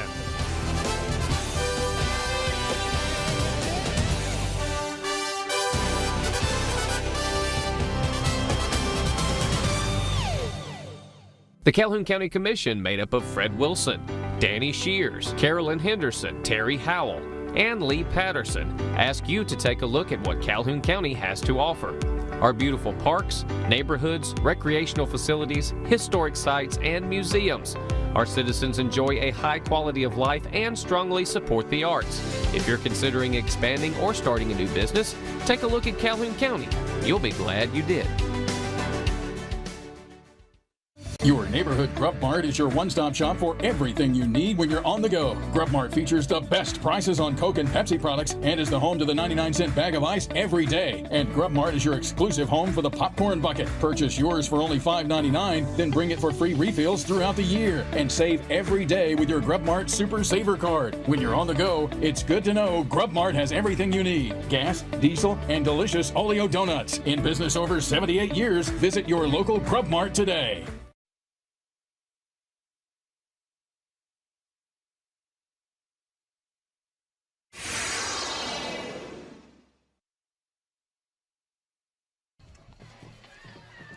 Coming out of the timeout, you take a look at Mims. You're going to watch right here. He gives himself up, and this guy comes down and just try to level him right there. In fact, got a pretty good wallop as well. Oh, wow, you heard that, a targeting penalty that you just saw from Tyler Rochester, one of those dog defenders that's like a hybrid safety and linebacker for Central Carroll. And even 3 minutes to go in the opening half with Oxford down by a touchdown. However, the Yellow Jackets on the move with the penalty. Football inside the Lions 30 at the 26-yard line. Central has to be approaching 100 yards in penalties, though. They've been penalty riddled. Here's a timeout called for by Oxford, so both teams down to 2 timeouts. 2:41 to go opening half. We'll take the timeout with them here on the F&N High School Football Game of the Week. We had no idea of the opportunities that were available to him, and we're so thankful for the direction AMDB has given us.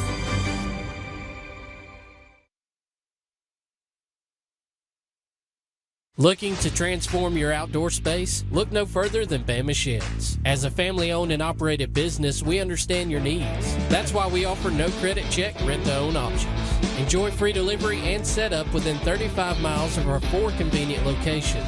Whether you need a shed, pole barn, garage, or carport, we've got you covered. Visit our website at bamasheds.com or call 256-268-8484. Bama Sheds, where quality meets affordability and your outdoor dreams become reality. It's game day, and from all of us at Bucks Island, from the Loft Tackle Store, from the team in service, from the team in parks, from the sales team, from the Bucks Island family. Good luck and go get 'em, boys.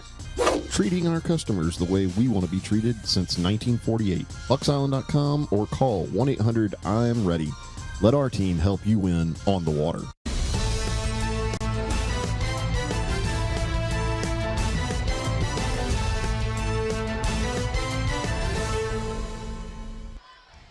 Coming out of the timeout, a swing pass to Caleb Wynn complete, but Central Carroll pursues very nicely defensively to force a 4-yard loss back to the 30-yard line. Absolutely. They had that diagnosis look like coming out of the huddle.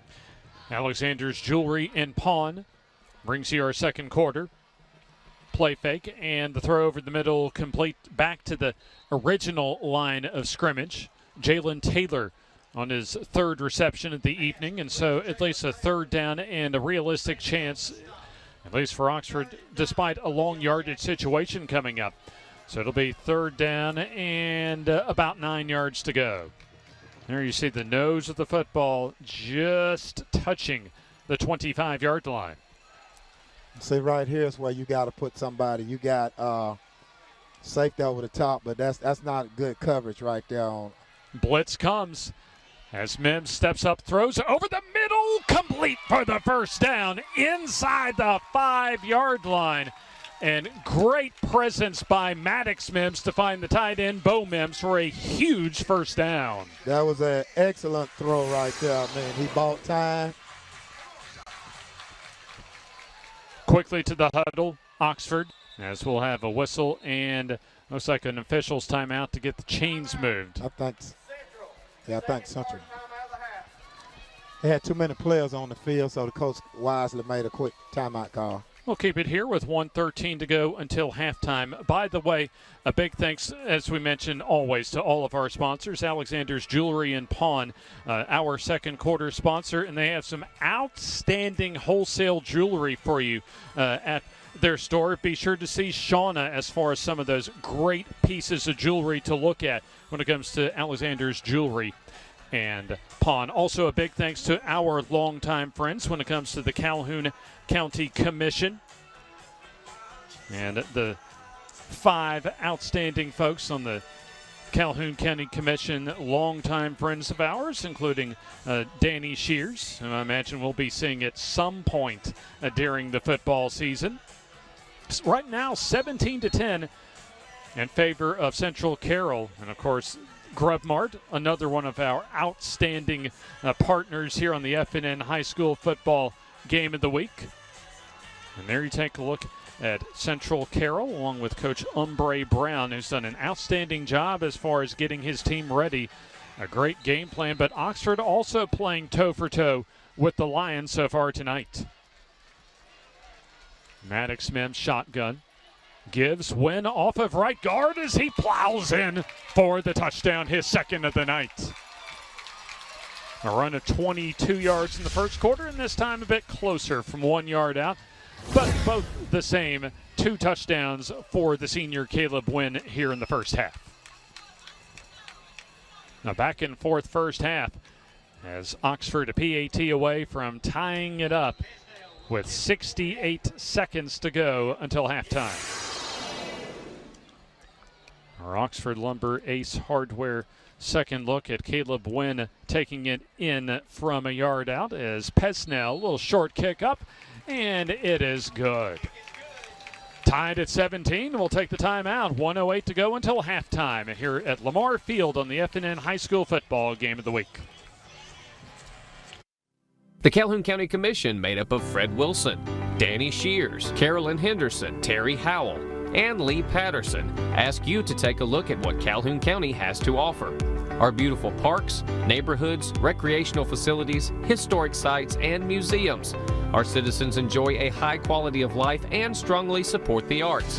If you're considering expanding or starting a new business, take a look at Calhoun County. You'll be glad you did.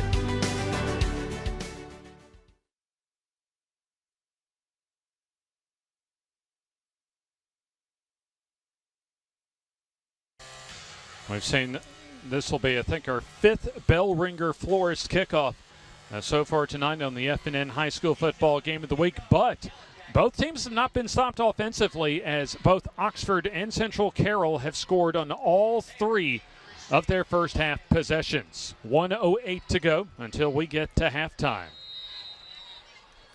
We'll hear from Shasta Jones and one of our coaches prior to the teams going to the locker room as that kickoff goes out of bounds across the 30 around the 26-yard line, and there comes the yellow piece of hanky. Also, as far as bell ringer florists, be sure to scan the QR poster as far as their app, and that'll take you right to their website when it comes to our FNN schedule poster.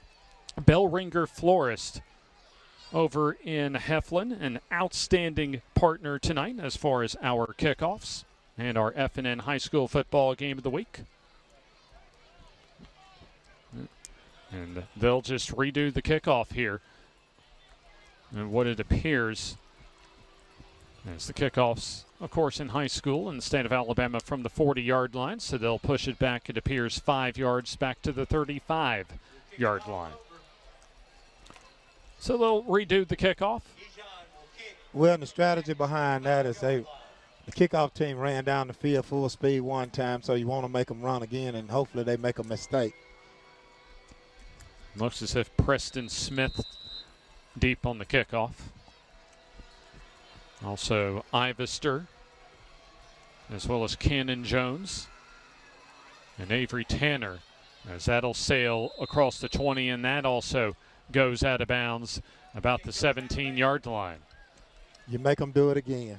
I don't see why not at this point. No time has elapsed, and I'll tell you what, Eddie, this also provides a little extra field position for Central to potentially get the final points of this first half. Well, you're hoping that they kick it to a returner with this field position right here because they're tired and they get out of their lanes and don't do what they're supposed to do.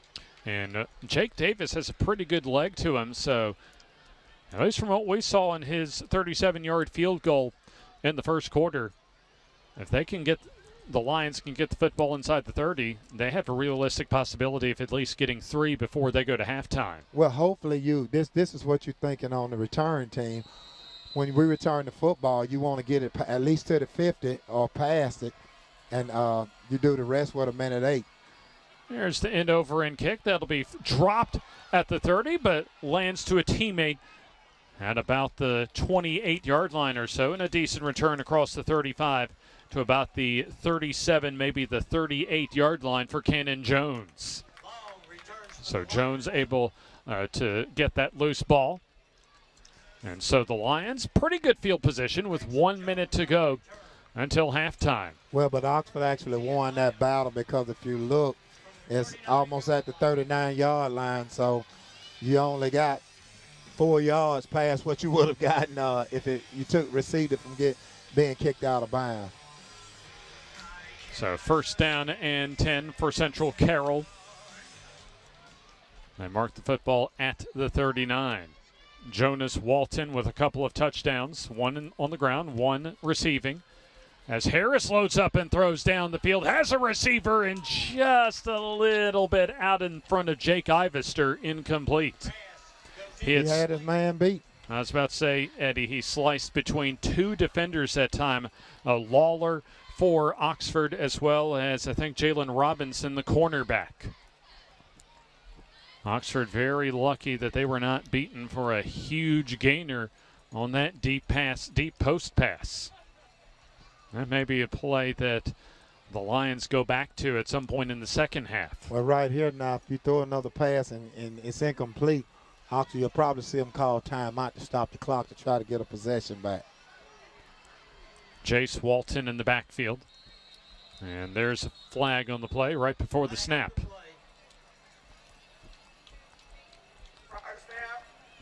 Kenneth Breeding tells us a false start. So that moves it back 5 yards. A little under 50 seconds to go until halftime. An entertaining first half, as both teams have scored on their first 3 possessions of this first half. Not a lot of possessions, but both teams able to cash in on them. 2 touchdowns and a field goal for both teams. Now you see him field position work against Central. So Central now from their own 34. Harris with pressure coming. Steps up, runs a lot of real estate, gets the first down as he steps out of bounds at midfield on the 2nd and 15, a 16-yard scramble for J.R. Harris, the junior quarterback. Well, and you can see it coming. I mean, he has very good speed, and there's nobody on the left side of the field right there that can get him. Nobody around. In fact, the nearest player defensively was Marcus Lawler, as he'll be credited on the stop. A 16-yard gain to midfield stops the clock also with 40.7 to go. Harris, time, steps up. Protection breaks down as Harris gets a few yards before going out of bounds across midfield about the 48 or 47. There is a flag on the play, so hold everything here as we'll find out who this goes on. Want to take it? He wants to take it. So there you heard from Kenneth Breeding. It's going to go on Central And so Oxford will accept this penalty. Penalties piled up really, probably other than maybe some of the defensive opportunities that they haven't been able to get off the field. Probably the downer in the first half so far for the Lions are the number of penalties. Yeah, I think Central are. They probably, I don't know the exact number, but I'm thinking they over 100 yards penalized. Well, remember on the second scoring drive, actually, I believe, for Oxford, 2 penalties kept that drive alive. Absolutely. That led to a short field goal by Eli Pesnell. And also Caleb Wynn, a big 4th-and-1 run on that opening touchdown drive at midfield. Here's Harris. Looks for someone, now throws over the middle and has his receiver complete. Across midfield as that's Jace Walton, his first reception of the night as he gets close to the first down to the Oxford 41-yard line. As the clock down to 5 seconds to go. And now down to 2 as they'll have a stoppage in play now as the timeout called for on the field. Central with the timeout. As here you see the Oxford Lumber Ace Hardware second look at that Jace Walton reception. We'll talk to our coaches at halftime. Both Sam Adams and Coach Umbre Brown. Been an entertaining first half, Eddie, though. Yeah, absolutely, man. I mean, it's, not a whole lot of, bang, bang, rah, rah, but just solid football, but very competitive football. What do you see as maybe the adjustments going into halftime that both of these teams, the coaching staffs, will try and make for their teams?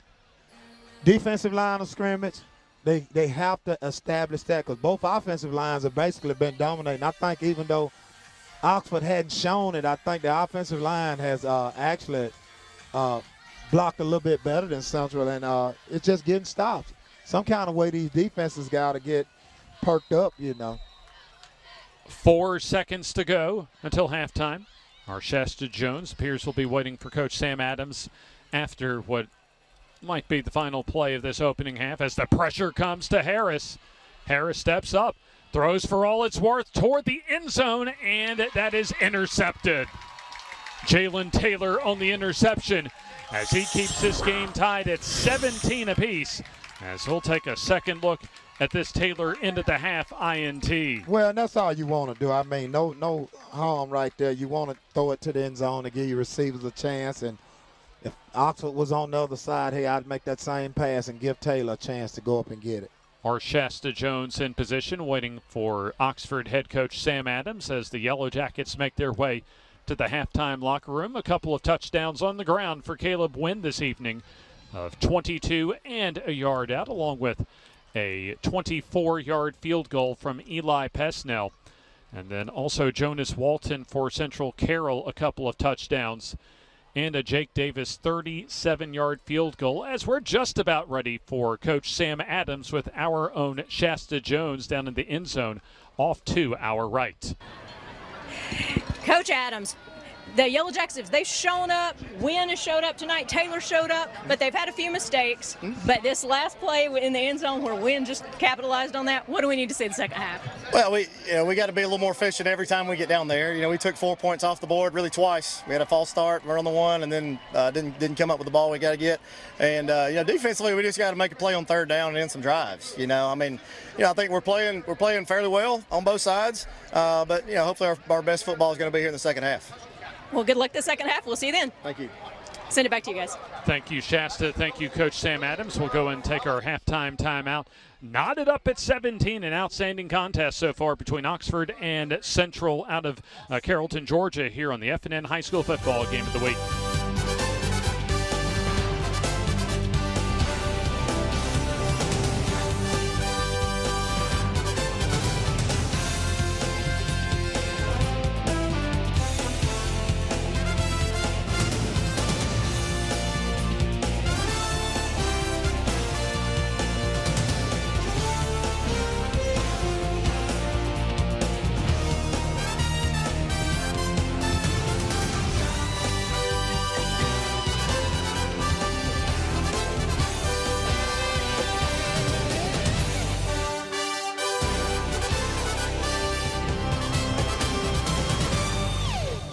Your neighborhood Grub Mart is your one-stop shop for everything you need when you're on the go. Grub Mart features the best prices on Coke and Pepsi products and is the home to the 99-cent bag of ice every day. And Grub Mart is your exclusive home for the popcorn bucket. Purchase yours for only $5.99, then bring it for free refills throughout the year. And save every day with your Grub Mart Super Saver card. When you're on the go, it's good to know Grub Mart has everything you need. Gas, diesel, and delicious Oleo donuts. In business over 78 years, visit your local Grub Mart today.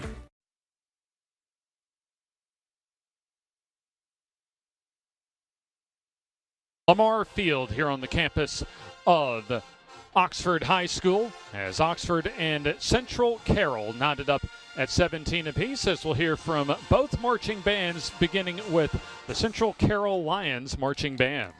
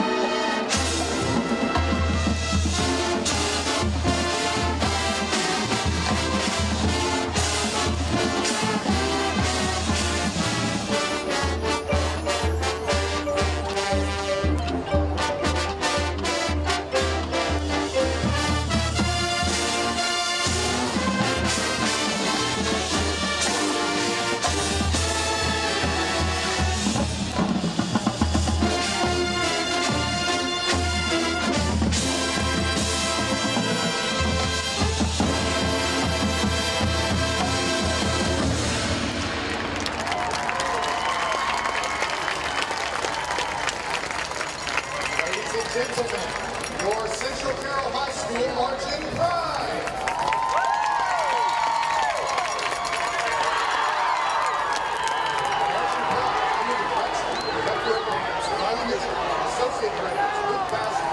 The Central Carroll High School marching band here at halftime on the FNN High School football game of the week, as Central Carroll and Oxford deadlocked in a good one, tied up at 17, as we'll see the Oxford High marching band following this timeout at halftime on the FNN High School football game of the week.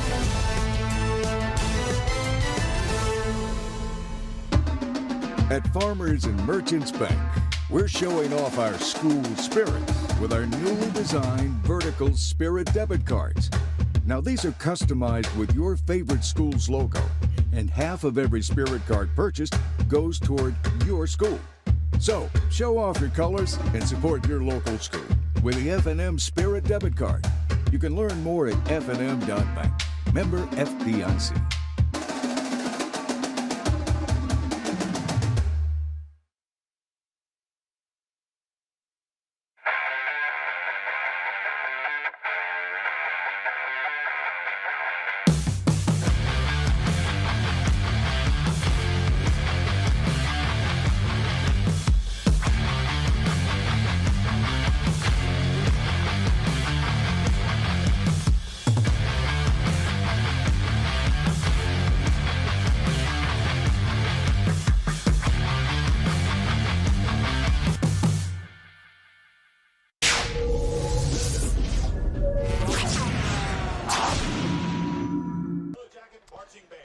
And halftime, it is tied up at 17 as we saw the Central Carroll Marching Band to get halftime started, and it appears the Oxford High School Marching Band, they're ready to show off to the fans for the first time this season here at Lamar Field. Always a special part as far as just that culture of high school football when it comes to not only the football teams but also the musical talents from the marching bands that we get to see each and every week across our FNN coverage area. So the Oxford Yellow Jacket Marching Band about ready to perform in front of our cameras and in front of the folks here at Lamar Field.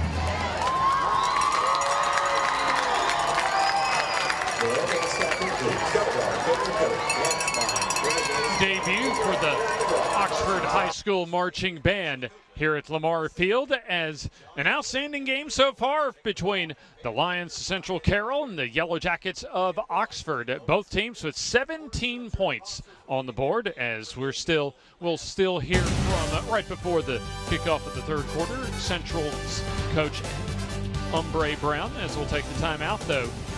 Both teams knotted up at 17 here on the FNN High School Football Game of the Week.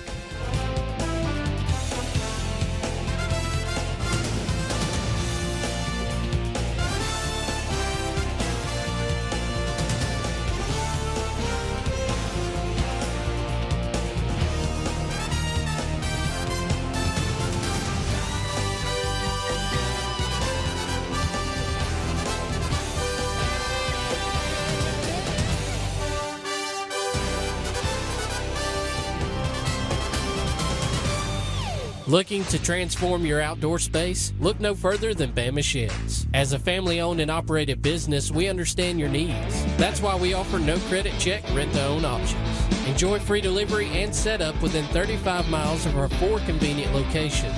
Whether you need a shed, pole barn, garage, or carport, we've got you covered. Visit our website at bamasheds.com or call 256-268-8484. Bama Sheds, where quality meets affordability and your outdoor dreams become reality. This spring and summer, get it done right with Oxford Lumber, your hometown partner for projects big or small. From refreshing your garden to upgrading your outdoor space, we've got everything you need. Check out our full garden center and gear up on our Stihl showroom, chainsaws, blowers, trimmers, and more. Ready to grill? We've got Big Green Egg, Traeger, and Blackstone to fire up the fun. Since 1985, Oxford Lumber has been built on tradition and focused on you. Visit us today at any of our 5 locations: Oxford, Roanoke, Talladega, Jacksonville, and Lincoln. Oxford Lumber, where you're treated like family.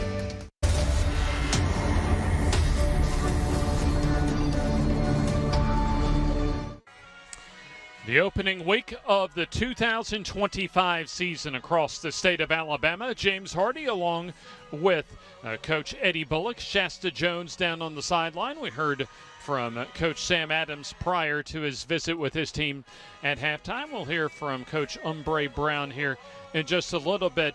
But what's impressed you so far about the first 24 minutes of play from both teams, Eddie? Well, basically how those offenses have moved the football. I mean, Central started it off and scored with ease. Oxford came back and answered. Central scored again. Oxford answered it. Central came back again and scored. Oxford came right back and answered again. So, I mean, that's basically the tail of the tape besides all the penalties that Central had. I tell you what, really impressed with what we saw from both Waltons. From what Coach Brown mentioned to me earlier this week about Jonas Walton. Great vision, breakaway speed, and that physicality, and he's shown basically all of that this evening. Well, I was absolutely impressed with his breakaway speed. I envision a power back that ran downhill, but you are absolutely correct. He has excellent breakaway speed, and he's very shifty too. And I'll tell you what, Eddie, also he mentioned as far as what may be even more impressive, Jonas off the field, in the classroom, a 4.1 GPA. Oh, hey, that's even better right there. That's the true definition of a student athlete. Shall we say well-rounded as far as outstanding in the classroom, and one of, if not Georgia's top running back for the 2025 season. And from what also Coach Brown mentioned to me for Jonas Walton, in his mind, one of the top 10 players in the entire state of Georgia, and that is saying something with all the talent in Georgia. Absolutely, and I can see it. I mean, he looks excellent to me. I mean, he not only has power, he's very shifty. And then, of course, we see a lot of outstanding talent in our part of Alabama, and a lot of great talent up and down the 7 classifications for the state of Alabama. And we've seen a couple as far as Keenan Britt, who's already committed to play at South Carolina, and then Jalen Taylor, he'll be, at least right now, committed to play at Marshall next year. Well, Taylor's a great receiver, and even Caleb Williams, I mean, it's just amazing. They're some outstanding athletes, man, and I'm not surprised by anything they do on the field. I tell you, Maddox Mims has performed really well so far, especially this being his first start at the varsity level and against an outstanding squad tonight. Absolutely. He's done a great job. I mean, he's taking care of the football. He's made great reads, great runs, and really hadn't made any mistakes. I mean, he's given them a chance. Well, it's as if Central Carroll has just about or started to make their way out of the halftime locker room. As at least the start of the ball game, Oxford won the toss, deferred their option until the second half. So we'll see the Oxford Yellow Jackets get the opening kickoff here in the third quarter. Here comes the rest of the Lions out of the halftime locker room, and also Shasta Jones awaiting Coach Brown for the Lions, as the rest of the men in white, as well as the Lions coaching staff, coming down the ramp across the way from just an outstanding and beautiful indoor facility, weight room, and athletic complex in general here at Oxford High. Shasta Jones almost ready to get Coach Brown as she's in position. Coach Brown in position as they're doing one minor adjustment, and now we'll throw it down to our Shasta Jones with Central Carroll head coach Umbre Brown. Coach Brown, your offensive has done well this first half. Jonas Walton, he's had some great leg work, but let's talk about your defense. They've had some smacks, dead stops, but they've had a lot of penalties. What you going to do the second half? Yeah, a lot of effort penalties where they're playing their tails off, and, just got to clean up how we finish that play. A couple of tugs of the jersey. It's just effort penalties. A couple of questionable ones, but that's life, man. It is what it is. We just got to keep playing through it and keep playing hard. Well, good luck this second half. Appreciate it. Thank you. Thank you. Yep. Send it back to you guys. I tell you what, Eddie, you could hear even in that halftime locker room with some of the concerns over the penalties, but I tell you what, even talking with Coach Brown earlier this week, you can just hear the enthusiasm for his team in his voice. Right, and that's what I told you. I knew he'd be a point of emphasis at halftime. He was stressed because those penalties just kill you. They're untimely, and, one of the drives that Oxford sustained, they had two big penalties that gave them first downs. Don't forget, you can always watch us live or on demand when it comes to FNN, of course, on YouTube, on Facebook Live, but also be sure to download that FNN app, a great app that we came out with a little less than a year ago, I believe, as far as when we gave the official rolling out of the red carpet. You can find our coverage live and on demand when it comes to the FNN app. Just search for FNN Network. Easy access to all our live streams when it comes to on-demand videos and our first upcoming coaches show when it comes to the FNN Coaches Show. But also after our ball game tonight, don't forget the Bucks Island Friday Night Football Scoreboard Show with some game look-ins, scores, interviews, standings, coaches, and a whole lot more following tonight's FNN High School football game of the week. And, of course, we'll have our first FNN Coaches Show coming up from Top of the River on the north side of Anniston beginning on Tuesday. Always a great time as far as visiting with our coaches and players from around the area. And we've got a couple of games for you this upcoming week to close out the month of August. As first on Thursday, the early season rivalry matchup this season at Southside, as Miles Holcomb makes his return to Southside as their head coach, as they'll take on Hoax Bluff. 6:30 for our countdown to kickoff. And, of course, 7 o'clock when toe meets leather. And then we're scheduled to go back to Lincoln next Friday night, our first time in a few years, as another historic rivalry matchup in our area, Munford and Lincoln. And that'll be Munford's regular season opener next week, as they'll make the trip, a little bit of a short trip over to Lincoln in the north part of Talladega County. And that's a big-time rivalry. They right across the highway from each other, so they get up for that game. Of course, Lincoln, a rapidly growing community just about 20 minutes west of Lamar Field.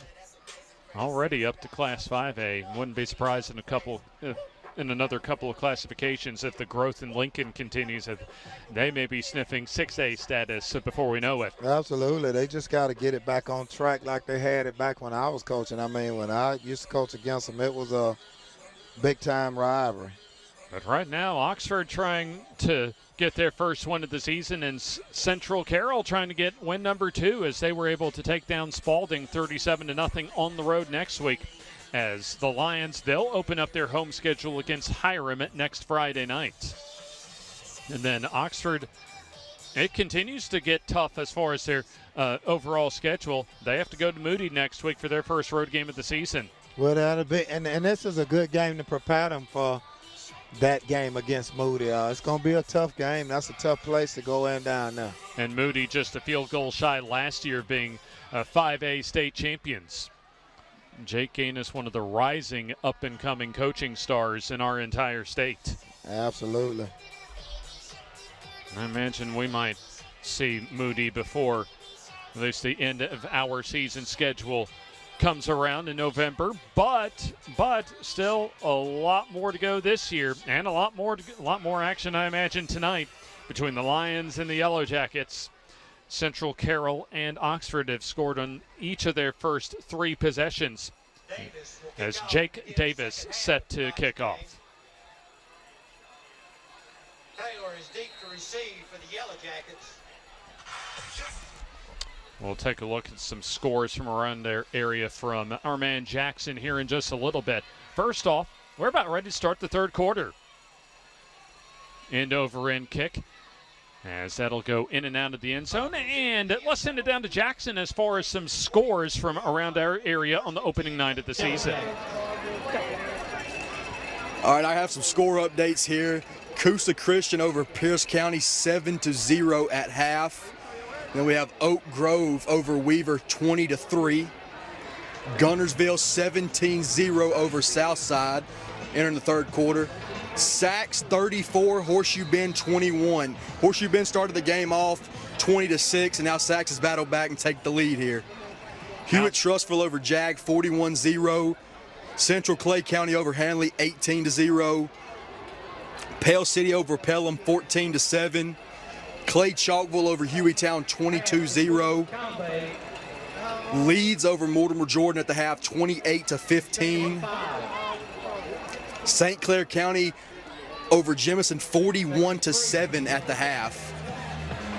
Then Opelika over Benjamin Russell 19-13. Then you have Wadley 34, BB Comer 0 entering the third quarter. Just a blowout win so far for BB Comer. Thank you very much, Jackson. A look at some first scores from around the state. There's already a couple of quick passes from sophomore quarterback Maddox Mims, as the Yellow Jackets have gotten their first down of the third quarter. Win on the call off the left side as he snakes his way through for another Oxford first down. Our third quarter brought to you tonight by Perez Remodeling, locally owned and family owned as well, as far as specialists in flooring, roofing, and remodeling, and so much more. Football just shy of the 45 as here comes the yellow hanky out on the field. One of the few flags, Eddie, we've seen on Oxford so far tonight. A false start sets them back 5 yards. Right. I think that most Oxford may have 3 penalties, I believe, and 3 or 4. They hadn't gotten many penalties, though, but they haven't been as back-breaking as the penalties that Central has gotten. First possession here in the second half for Oxford. They've scored on all 3 of their first half possessions. Ball moved back inside the 40. Here's Wynn as he gets bottled up to about the 40-yard line. Good pursuit by a trio of Lions defenders. As you had Jaden Jones, the star defensive end, the junior, lead the way on the stop. Also, Max Brewer helped out up front. Second down and very long as Mims winds up, tosses, has a receiver behind the defense, complete at the 30, and here goes Jalen Taylor to the house. Touchdown, Oxford. Another look at that beautiful connection between Maddox Mims and Jalen Taylor. You can't leave him in single coverage. He's just, right now, he's torching the defense. I mean, just, you know, it's a post route that he brought all the way across the field. I mean, he just, you know, he having his way. Eddie, you and I were as close to Jalen Taylor as the Central defense was to one of the top, if not the top wide receiver in Class 6A. Absolutely. You got to know where he is. I mean, he just, yeah. Maddox Mims, a nice job flagging down that high snap. As with the extra point is Pesnell. And now Oxford on top for the first time tonight, up 24-17 here in the third. Looking to transform your outdoor space? Look no further than Bama Sheds. As a family-owned and operated business, we understand your needs. That's why we offer no credit check, rent-to-own options. Enjoy free delivery and setup within 35 miles of our 4 convenient locations. Whether you need a shed, pole barn, garage, or carport, we've got you covered. Visit our website at BamaSheds.com or call 256-268-8484. Bama Sheds, where quality meets affordability and your outdoor dreams become reality.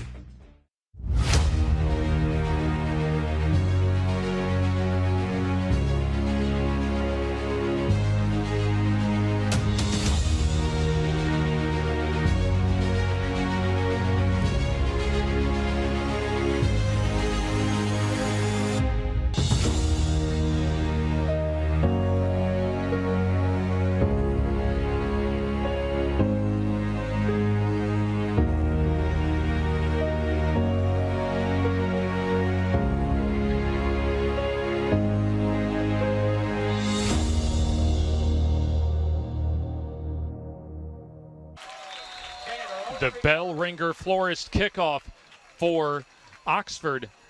As for Central, they're able to take the return to about the 25-yard line. Avery Tanner that time on the return. As now for one of the only time so far tonight, Central finds themselves behind down a touchdown. And the way this game has been going, they need to answer offensively to begin this third quarter. Well, that's the tale of the tape. You know, each offense that has had the football has scored. So, I mean, Oxford did what they done in the first half. They possessed the football and they scored. There's the quick throw. That's complete across the 30. And able to advance to the 36-yard line is Simmons. Allenson Simmons, just a sophomore, able to make his second grab of the night, as the officials blow the play dead to allow the first down marker to move. A gain of 11 from J.R. Harris to Allenson Simmons. First touchdown pass for Oxford to begin this quarter from Maddox Mims, first of the season, to Jalen Taylor of 60 yards. A key play so far in this ball game. Also, Caleb Wynn with a couple of touchdowns. And don't forget, a key play for Oxford on that very first drive, 4th and 1, right at midfield, and Caleb Wynn was just able to grind out a first down to keep that opening touchdown drive alive. Play fake by Harris as he reverses field.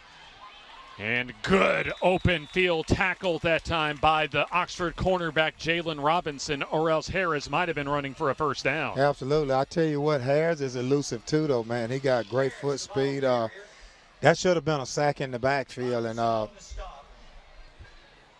Robinson able to get the ankles that time and able to get enough force to draw Harris down to the turf. Still a solid gain of 5 yards. Ball at the 41. A 4-man front for Oxford. Harris, quick throw near side. That's complete to Simmons as he'll spin forward to midfield. And that keeps the drive alive and a first down for the Lions. Pass complete to Simmons. Central Carroll trying to move the ball down the field and potentially tie up this ball game as no huddle for the Lions offense. Already a couple of touchdowns for Jonas Walton, one receiving and one on the ground. Here's Harris going through the air as he'll go the out route, and that's dropped and incomplete. You had the coverage from Jalen Robinson as Simmons just has it go through his hands incomplete. Right, it hit him right in the hands. I mean, he had the route, but Simmons is going both ways too, so I wonder how much of that's wearing on him. He's trying to defend Taylor at corner. And about 3 minutes played here in the third quarter. Tied up at 17 at halftime. But Oxford scored on their first drive on 4 plays. The give to Walton, Jonas Walton, as he's wrapped up at the Oxford, check that, Jace Walton at the 40-yard line. And it looks like Keenan Britt on the tackle from the linebacking spot. A gain of 9 for Jace Walton, the sophomore. 3rd and short. As the play fake and a bad throw that time that skips in to Tanner, incomplete. That was a one-hop throw on a bubble screen RPO play call that time. It's now a 4th down.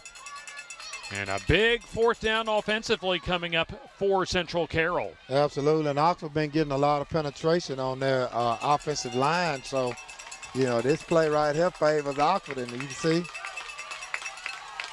Harris looks as they if got 8 in the box right now. Looks as if Harris wants to go under center and go for the tush push. Here's the give to Jonas Walton as he drags the tackler with him for the Central Carroll first down. And they almost had a mix-up back there. I mean, he ran into one of his up-backs. Tackle made by the Yellow Jackets from Jordan Newton coming in at a reserve linebacking spot. And yeah, even at least from the very start, that could have been disaster for the Lions. Absolutely. Little out of sync, but Walton, Jonas Walton, that is, able to secure a first down. Oxford defensive line look like they're playing with a little bit more edge than, Here's the penetration as Walton able to show that strength, however, as he runs into Terrion Russell and a couple of other Yellow Jackets linemen. Russell leads the way on the tackle after a 2-yard gain. So 2nd down and long as we're under 8 minutes to go in the third quarter, the opening quarter of the second half, that is. Right now, a time-consuming drive for Central Carroll. Football inside the Oxford 35. Here's the keeper, and now the quick toss complete to the near side. And running out of bounds is the wide receiver, Tanner, as he makes his 2nd grab tonight. And that's more than good enough for a Lions first down. Play was good for the first down. So football moves inside the Oxford 25. The Lions drive started from their own 25 as they've taken about 3.5 to 4 minutes of this third quarter clock. Ball at the 23. Here's Jace Walton on the give as he plows forward in the red zone as he'll get taken down about the 15-yard line. Perez Remodeling, Andy, Glaymar, and Russell all lead Perez Remodeling as far as our family locally owned Perez Remodeling when it comes to our third quarter sponsor tonight. We have an injury timeout. 6.5 minutes to go here in the third quarter. We'll go ahead and step aside a quick timeout here as Oxford leads 24-17, but the Lions on the move. We had no idea of the opportunities that were available to him, and we're so thankful for the duration AMDB has given us.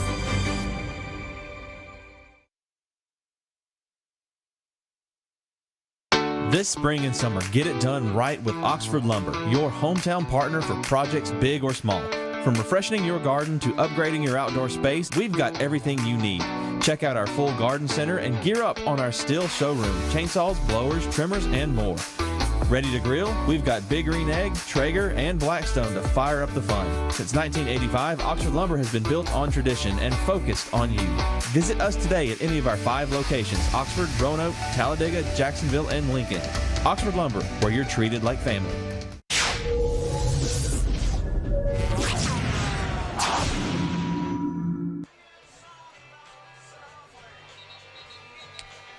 There you see our third quarter score.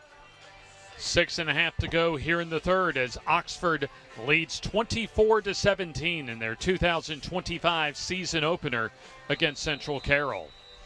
James Hardy along with Coach Eddie Bullock, Shasta Jones down on the sidelines along with the rest of our FNN crew. Here you see the football at the 16. 2nd and 3. As Walton wrapped up in the backfield for a loss. As you take a look, who's had a good ball game, Marcus Lawler comes up from his safety spot for the tackle for loss. Well, you got an unblocked defender on the right side. That probably should have been a zone read. He just came free on the left side, just straight in. About 6 minutes to go here in the third quarter. Coming off an injury timeout, and now a 3rd down and 3 on the way. And don't be surprised if you see them come back to that, because somebody in the press box ought to be telling them that outside defender's running free off of that. Oxford stacking the box. Pressure comes, quick throw toward the end zone, and the catch made for the touchdown as Harris with his first touchdown pass to Allenson Simmons from 16 yards out. Well, that's how you answer, man. I mean, Oxford scored, so it's a little bit more of what we got in the first half. Money in the bank from our friends at F&M Bank for Central Carroll. That 16-yard touchdown and a clutch touchdown pass that time, Eddie, on 3rd down. Right. You're going to see all you got is a post route. He comes up and go over. So, yeah, we'll take a look at this connection on our Oxford Lumber Ace Hardware replay. The combo of Harris to Simmons. As you see. Looked like Metellus froze up. Well, I'll tell you what didn't freeze up, however, was Simmons able to run through that post route in the back of the end zone and beat his Oxford defender in Christian Draper for the touchdown. And also maybe a cramp that time on the part of Simmons after the touchdown. But he's off the field as Jake Davis comes out onto the field for the point after.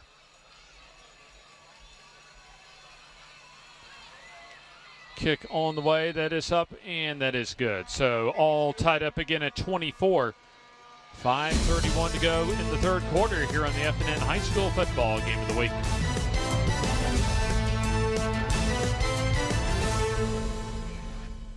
The Calhoun County Commission, made up of Fred Wilson, Danny Shears, Carolyn Henderson, Terry Howell, and Lee Patterson, ask you to take a look at what Calhoun County has to offer. Our beautiful parks, neighborhoods, recreational facilities, historic sites, and museums. Our citizens enjoy a high quality of life and strongly support the arts. If you're considering expanding or starting a new business, take a look at Calhoun County. You'll be glad you did.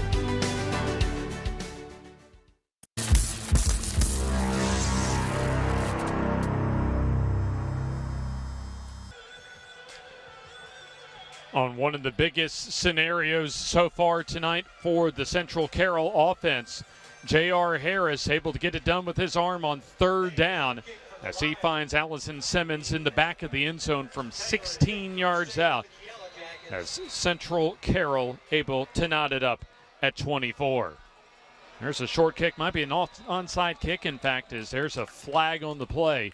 Not sure if the Lions were able to make contact after the 10-yard mark as the kickoff at the 40. So we'll find out who gets called on the penalty. So the Lions, they wanted to surprise Oxford that time on the kickoff, as we'll hear from Kenneth Breeding.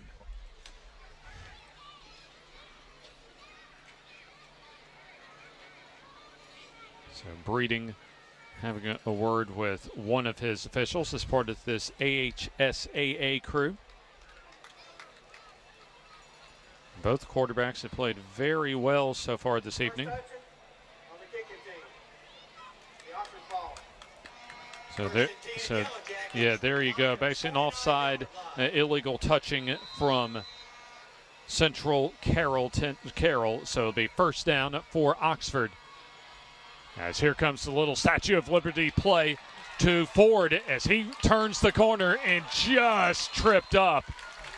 As I tell you what, going to practice earlier this week, Eddie, they've been working on that play early in the week, and they looked really good going to the bag of tricks for Coach Sam Adams. Absolutely. They set them up perfect right there. You know, everybody shifting side to go with Taylor, and he was a shoestring tackle away from walking in the end zone. Andre Ford on his first carry, as he's able to get an explosive 25 yards and a first down. And now you got single coverage down here, probably on the best receiver on the field right here, you know, and that's just tough.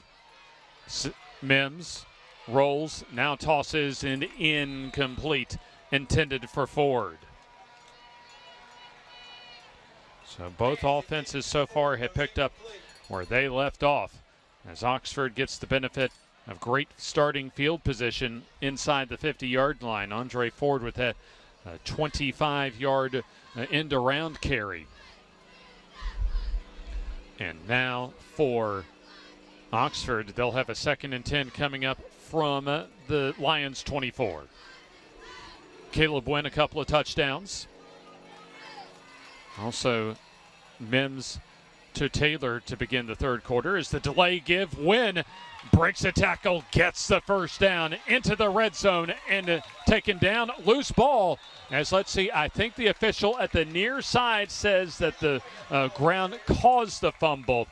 And so, at least right now, Oxford keeps possession of the football. And now they want to hurry up and get to the line of scrimmage.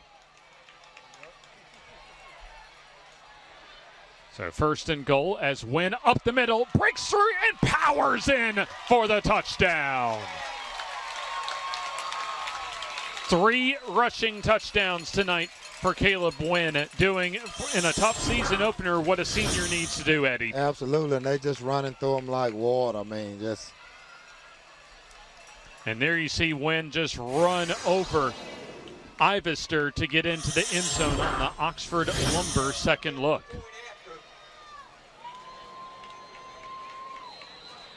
So now Eli Pesnell comes on to try and make it a 7-point Oxford advantage.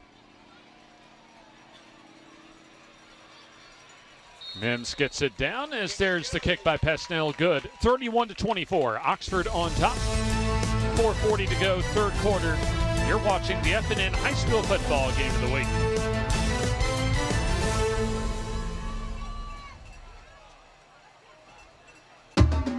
At Farmers and Merchants Bank, we're showing off our school spirit with our newly designed vertical Spirit debit cards. Now these are customized with your favorite school's logo, and half of every Spirit card purchased goes toward your school. So show off your colors and support your local school with the F&M Spirit debit card. You can learn more at fnm.bank. Member FDIC.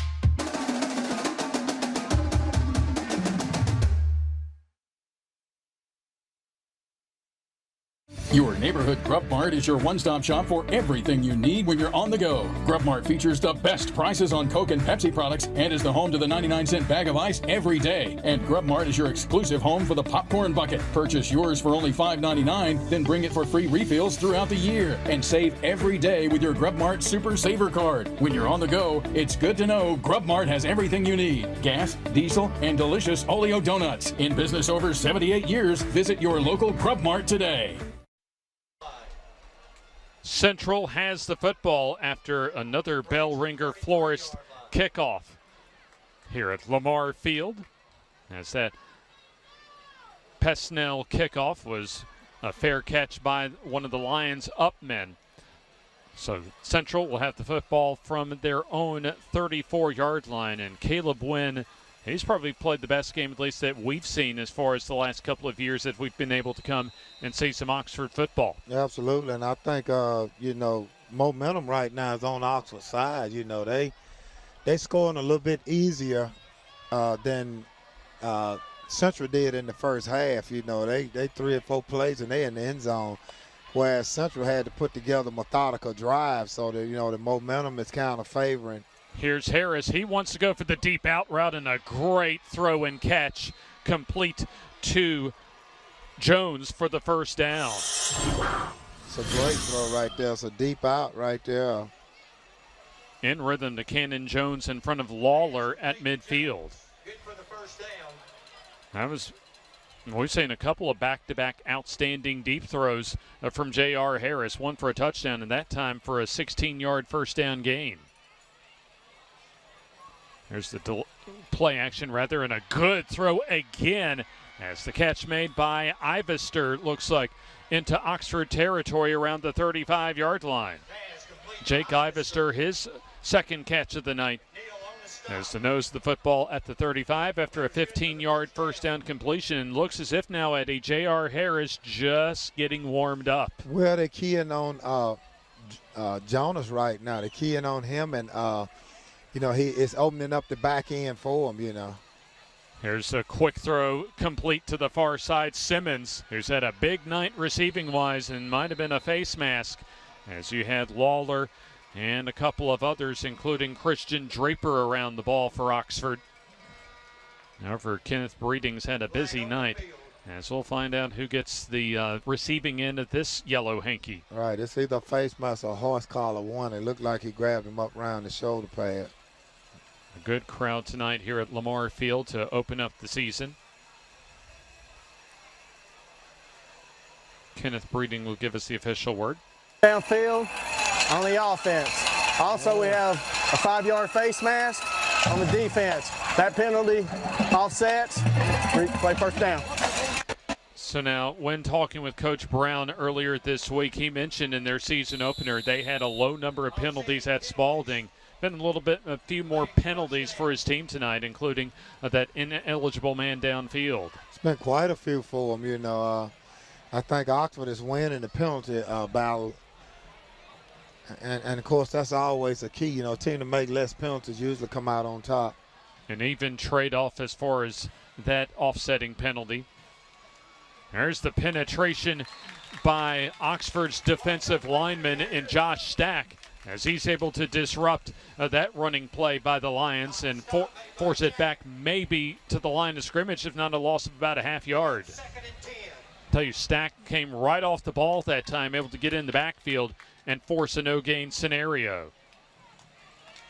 So second down and 10 yards to go. Come up on the 3-minute mark in the third quarter. Could be coming right down to the wire in our final quarter. Still a lot of football to go. Harris loads up, steps up. Time now breaks down as he's being chased down from behind and gets wrestled down with a flag on the play. As it looked like Jayez Fleming in position for what would have been a great open field tackle. Not sure if he may have gotten a little birdcage that time, though.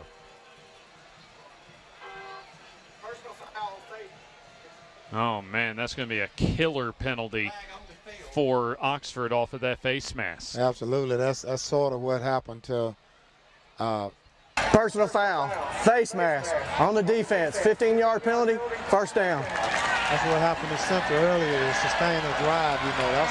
That's a drive killer right there. Hey, is it cold? They had a couple of drive killers defensively on Oxford's second offensive drive that led to a 24-yard field goal by Eli Pesnell. You are correct. This time the football goes to the 20-yard line. A fresh set of downs. Receiver comes in motion as Jace Walton room off the left side as he gets popped by his countermate number 6 for Oxford, Marcus Lawler, but not before another Lions first down to set up a 1st and goal. Outstanding run off that left side that time. We'll have a couple of games next week as part of our FNN High School Football Game of the Week. We'll make a trip to Southside on Thursday and then just down Highway 77 from there to Lincoln on next Friday night. A busy week coming up for us here on FNN. Also our first coaches show of the season on Tuesday is plenty of room for Harris. I thought once again he had given it off to Jace Walton, but able to at least trick me again that time as Harris able to advance to the 2-yard. Pull to lead him out to around the weak side. Under center goes Harris. He'll go behind center, and a great surge by the offensive line. Looked as if from my vantage point he got in. And here's the official indication, a touchdown. for the Lions. You know, I always wonder why they wait so late to make that call. I mean, you can pretty much tell initially, you know, if he got in, you know. Yes, even from that look, it looked pretty convincing that he had gotten into the end zone, even with all that humanity around the ball. Absolutely. So J.R. Harris, a big third quarter as he has a touchdown through the air and now on the ground. And Jake Davis coming on to try and tie up the ball game. A big extra point as we're late in the third quarter. Snap Holder there and the kick up. And did he pull it? Yes, he did, as it's off to the left. No good. We'll take the timeout. 2:12 to go, third quarter. It's Oxford 31 and Central 30 here on the F&N High School Football Game of the Week.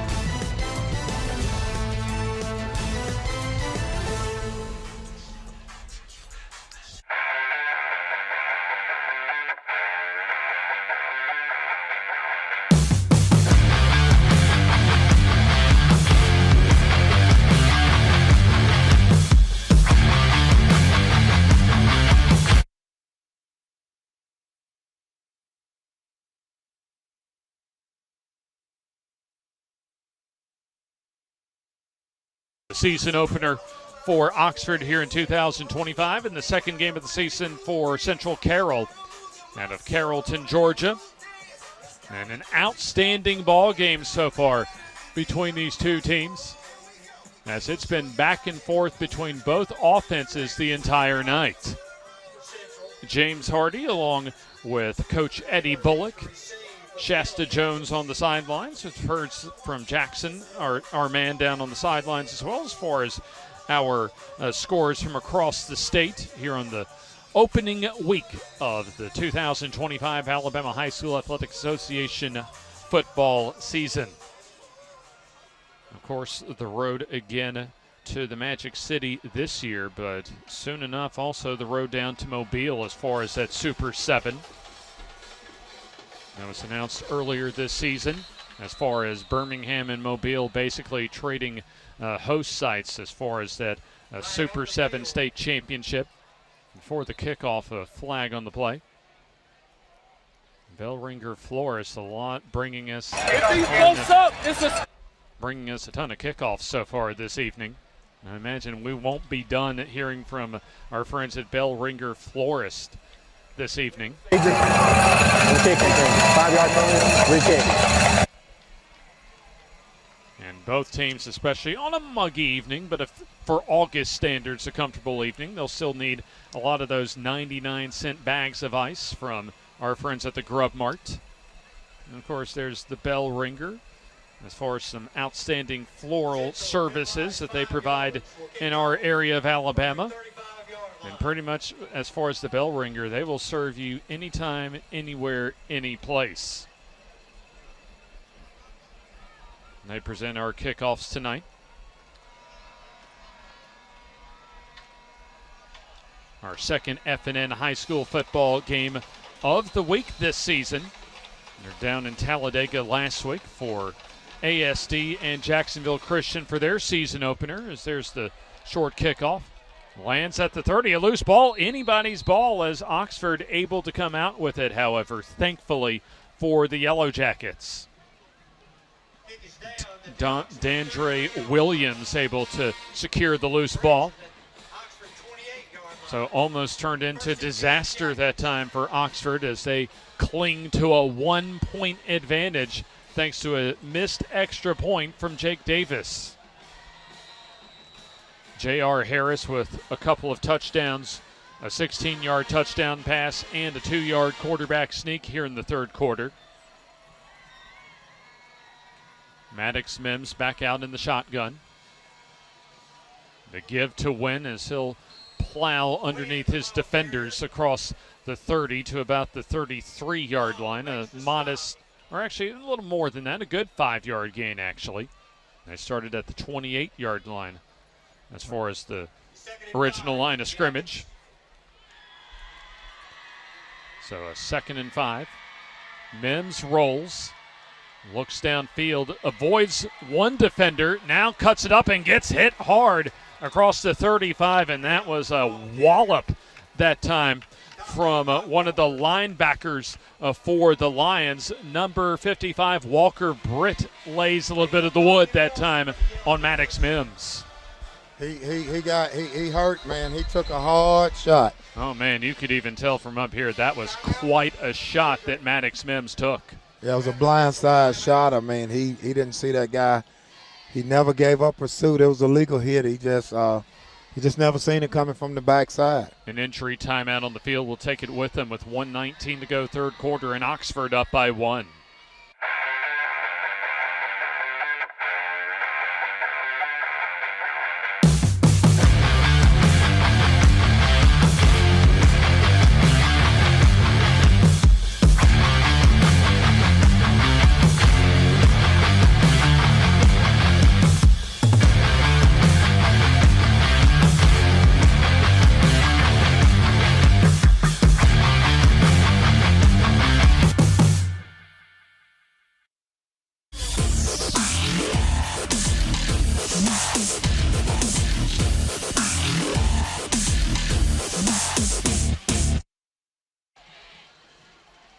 Coming out of the timeout, here's the give to Caleb Wynn as he's able to power forward for the Oxford first down to the 45-yard line. As play picks back up here in the third quarter. Our third quarter brought to you by our good friends at Perez Remodeling. Family and locally owned here in East Alabama. Specialists in flooring, roofing, remodeling projects, and more. Central is getting no push. I mean, absolutely no push on the defensive line. Well, they did get one of their best defensive plays that time. And she'll take the last look at Wynn getting a key third down conversion. However, Wynn tackled for a loss by a couple of Lions defenders. And Maddox Mims, after taking a hard look, back out on the field at quarterback.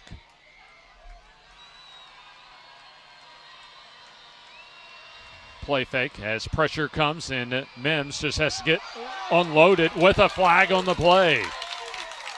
Close to an interception, but also Jalen Taylor experienced a lot of contact with a couple of those DBs for Central. So that's a free 15 yards and a first down for Oxford. I imagine with the pressure coming to Mims a little bit more, we'll see a lot more of Caleb Wynn coming down the stretch, especially with the fourth quarter coming up. They're trying to single cover him. I don't get that. I mean, you know. On the defense, 15-yard penalty, first down.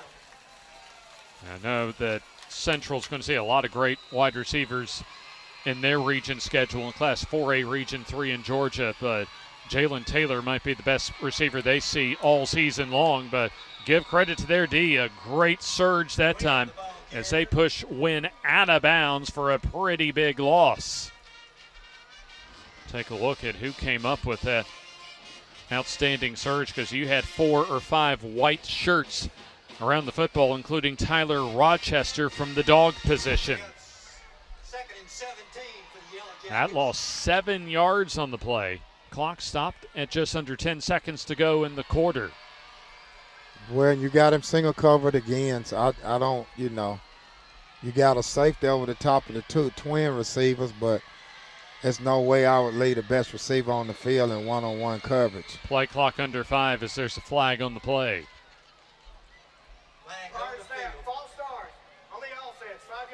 Move it back 5 yards as Oxford will now have a 2nd and 22 to go.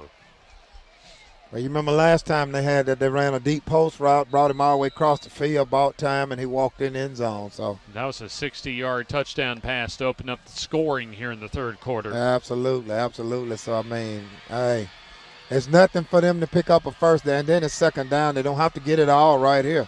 Just get half of it. Maddox Mims play fakes, quick throw in through the hands of Jalen Taylor, incomplete. Likely one more play to go here in the third quarter.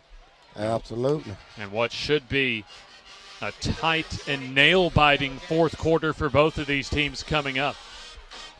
Central throttled Spalding last week 37-0, while Oxford had a jamboree game last week. This is the regular season opener.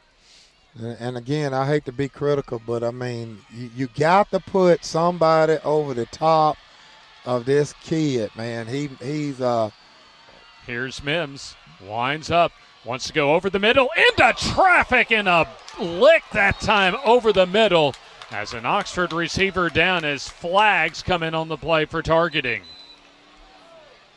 Oh my, that's the type of hit, Eddie, you'd see on an NFL Films highlight from about 40 and 50 years ago. Absolutely. Oh, man, we'll have to see who that defender was that came like a rocket and laid the blow down, as there's some extracurricular activity with Jalen Taylor and a couple of the Central Carroll Lions. Oh, my. I think Sam Adams also at least giving his 2 cents worth to Kenneth Breeding.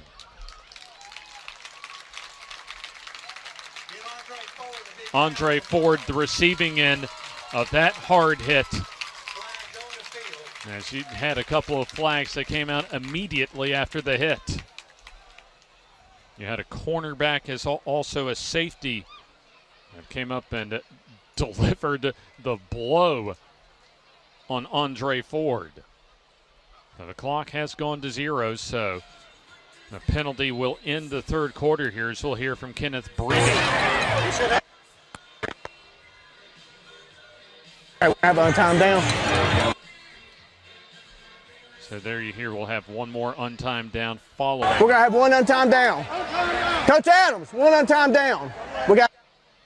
So there you hear Kenneth Breeding telling Sam Adams one more play to go before we officially close out the third quarter. For foul, targeting on the defense. 15-yard penalty, first down. So that is a first down off of the targeting, the second targeting we've seen so far this evening. That's the third time tonight, Eddie, that Oxford has been able to keep a drive alive thanks to a central penalty.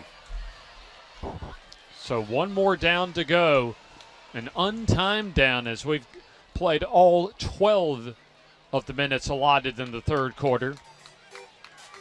And so we'll have one play to get us to the fourth quarter. So they still have third down on the down marker across the way. So the football now at the Lions 37. Play action pass over the middle complete, and that should be good enough for the first down with a flag just about as the tackle was made as Taylor on the reception. Flag thrown right in the middle of the field as the umpire threw the flag right about when the catch was made. I think he got in there to receive it. That's indeed what the initial indication is from Kenneth Breeding. A lot of penalties for both teams so far in this third quarter. So that wipes out about an 8-yard pass reception that would have moved the sticks for Oxford. Sam Adams doesn't like that call as he's well out onto the field for Oxford. He is dying for an explanation from Kenneth Breeding as far as maybe a receiver that was covered up on that third down pass completion. The flag was thrown right when Jalen Taylor at least was heading to the ground after crossing the sticks initially. Next week, Oxford goes on the road to take on Moody, the 5A state runner-up from 2024. A little confusion down on the field as that marked off. An eligible man downfield on the offense. 5-yard penalty. And one untimed down. So once again, we'll have another untimed play coming up. It's the first time in my history I've ever seen 2 untimed downs at the end of a quarter. I've seen one. Well, eventually we will get through the end of the third quarter. So the clock at 0 as this is an untimed down. Give to win. Not much going for him up the middle as he gets inside the 40-yard line. A couple of Lions on the stop, and now we're officially through 3 quarters of play. As we'll go ahead and step aside for this timeout. 4th quarter coming up, a nail-biter between Oxford and Central Carroll here on the F&N High School Football Game of the Week.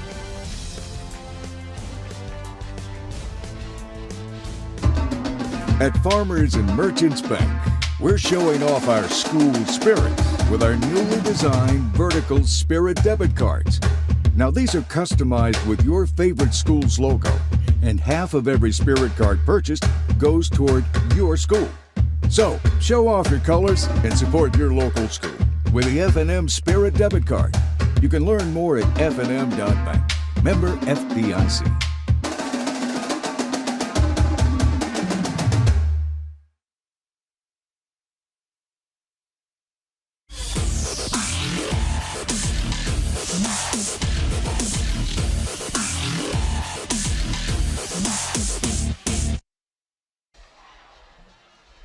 Fourth quarter on the way is 12 final minutes. And I'll tell you what, the way this game has been going, we may need more than 12 minutes as far as the duel that the Lions and the Yellow Jackets, Central Carroll and Oxford, have been displaying to us here early in the season. The F&N High School Football Game of the Week. An outstanding ball game for the season opener in the Alabama High School Athletics Association 2025 football season. James Hardy along with Coach Eddie Bullock, Shasta Jones, and our FNN crew. Willis Marketing Group, our 4th quarter sponsors as we flip ends of the field. 4th down and 8 for Oxford.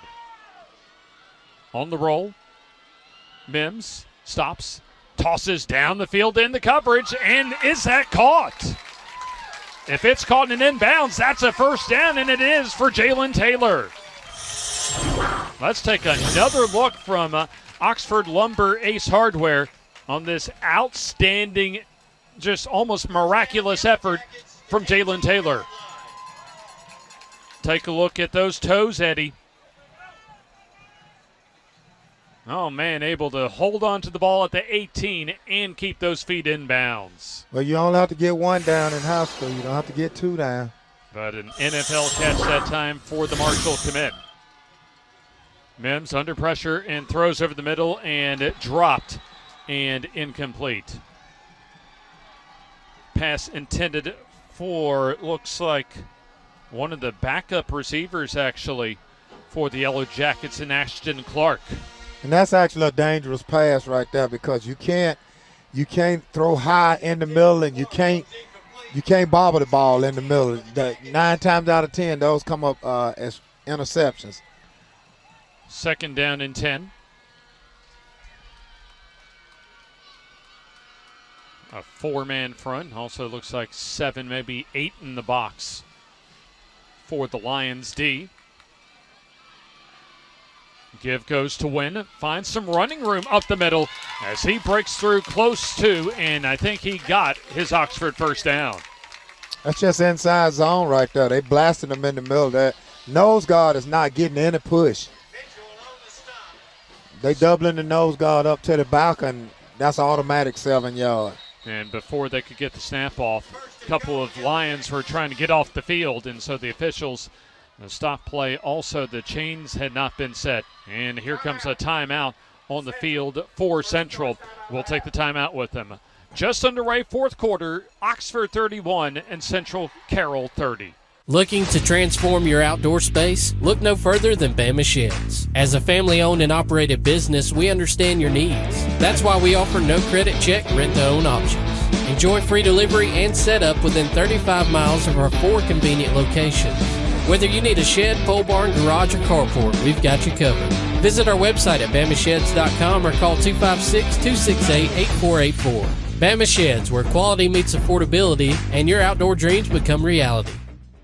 Your neighborhood Grub Mart is your one-stop shop for everything you need when you're on the go. Grub Mart features the best prices on Coke and Pepsi products and is the home to the 99-cent bag of ice every day. And Grub Mart is your exclusive home for the popcorn bucket. Purchase yours for only $5.99, then bring it for free refills throughout the year. And save every day with your Grub Mart Super Saver card. When you're on the go, it's good to know Grub Mart has everything you need. Gas, diesel, and delicious Oleo donuts. In business over 78 years, visit your local Grub Mart today.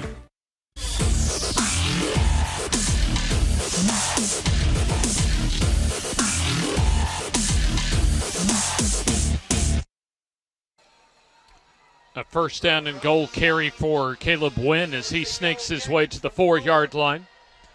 Quickly back to the line of scrimmage, second down. Wynn off the right side, kind of just coasts his way toward the goal line as he's taken down at the 1-yard line. And Caleb Wynn very productive so far tonight with 3 touchdowns, as it appears a Central Carroll defender down on the field with what appears to be a cramp. That defender, Tyler Rochester, one of the anchors on that Lions defense, will take a injury timeout here. Still early in the fourth quarter here on the F&N High School Football Game of the Week. The Calhoun County Commission, made up of Fred Wilson, Danny Shears, Carolyn Henderson, Terry Howell, and Lee Patterson, ask you to take a look at what Calhoun County has to offer. Our beautiful parks, neighborhoods, recreational facilities, historic sites, and museums. Our citizens enjoy a high quality of life and strongly support the arts. If you're considering expanding or starting a new business, take a look at Calhoun County. You'll be glad you did.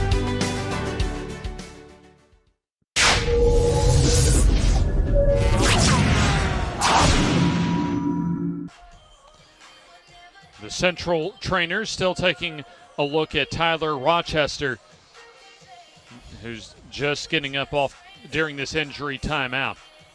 The F&N High School Football Game of the Week, as Wheeless Marketing Group brings us our fourth quarter. I'll tell you what, one of the hardest working individuals you will find in this state when it comes to meeting your advertising needs. 31-30 our score right now, as Oxford hanging on to a 1-point advantage, but they're just a few yards away from getting some much needed insurance as we're early in the fourth quarter. Also, you saw from our friends and heard from Beth Thomas and her Alpha Insurance Agency covering Talladega as well as Calhoun counties, our first quarter sponsor. And also you heard from, in our last break, our longtime friends of F&N when it comes to the Calhoun County Commission. Big 3rd and goal as Wynn in the Wildcat, as thankfully the whistles blow as Wynn dropped the snap, but play had been stopped. Imagine a procedure penalty likely on Oxford. Maybe a delay a game, as we'll find out from Kenneth Breeding. Substitution on the defense, 12 men on the field. Oh, wow. 12 men on the field, Eddie, coming out of a timeout. You can't do that, man. You just can't do that. I mean, that's a focus issue there, and you know, that's, as a coach, I'd have to bite the bullet on that one, because that's totally on me. And then trading the favor was Oxford, as it appeared Jackson Elston had an early head start. Prior snap, false start on the offense. 5-yard penalty, replay 3rd down. Yeah, you got a good look at that left side. Elston appeared, moved right before the snap. And so that'll move the football back to the 6-yard line. Actually, this may be better. Oxford running that inside zone, and they got a little bit more space to, you know, get Wynn and some space. Caleb Wynn, touchdown runs so far of 22, 1, and 10 yards. And looks as if that Oxford wants to play some power football again with Caleb Wynn as the Wildcat quarterback, but Oxford a little confused coming out of the huddle, and so they'll take the timeout, their first here in the second half, and we'll take it with them with 9:55 to go until the finish line, and Oxford up by 1.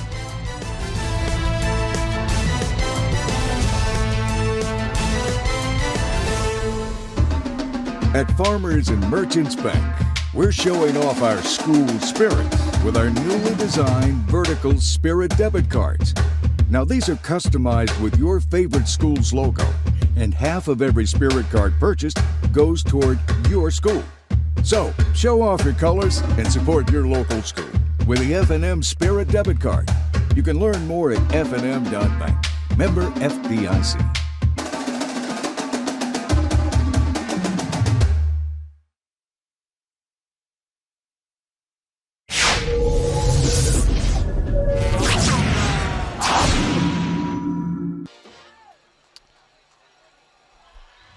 Nine minutes, 55 seconds to go in the final quarter of play.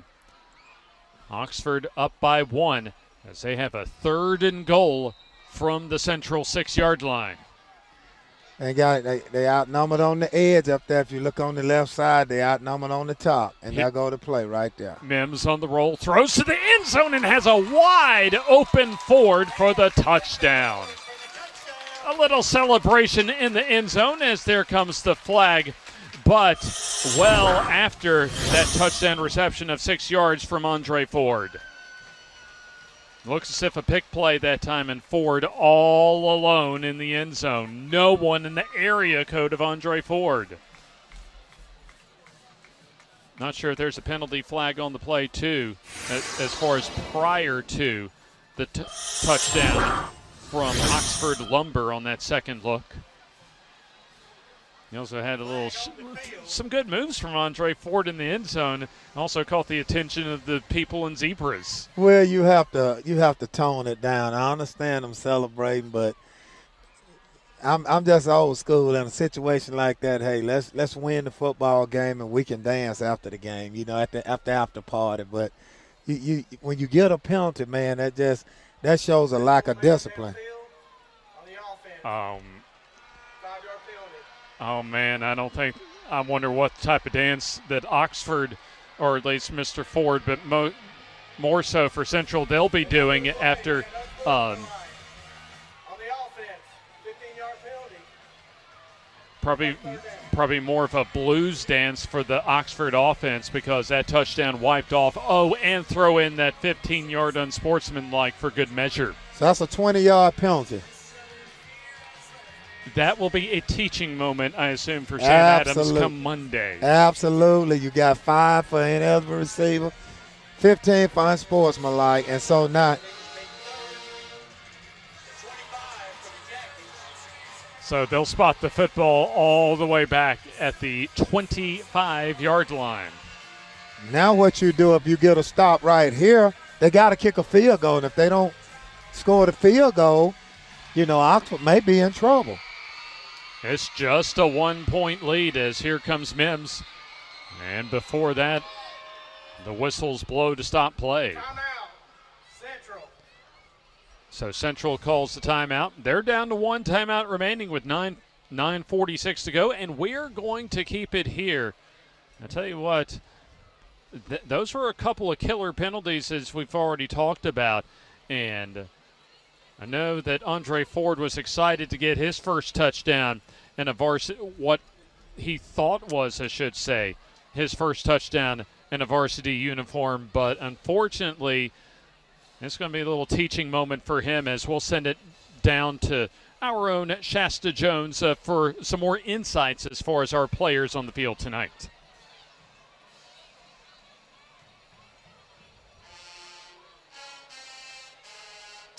I think we might be having a few technical issues with Shasta's microphone there. Well, James, I can tell you right there, that was a touchdown. You had single coverage down here.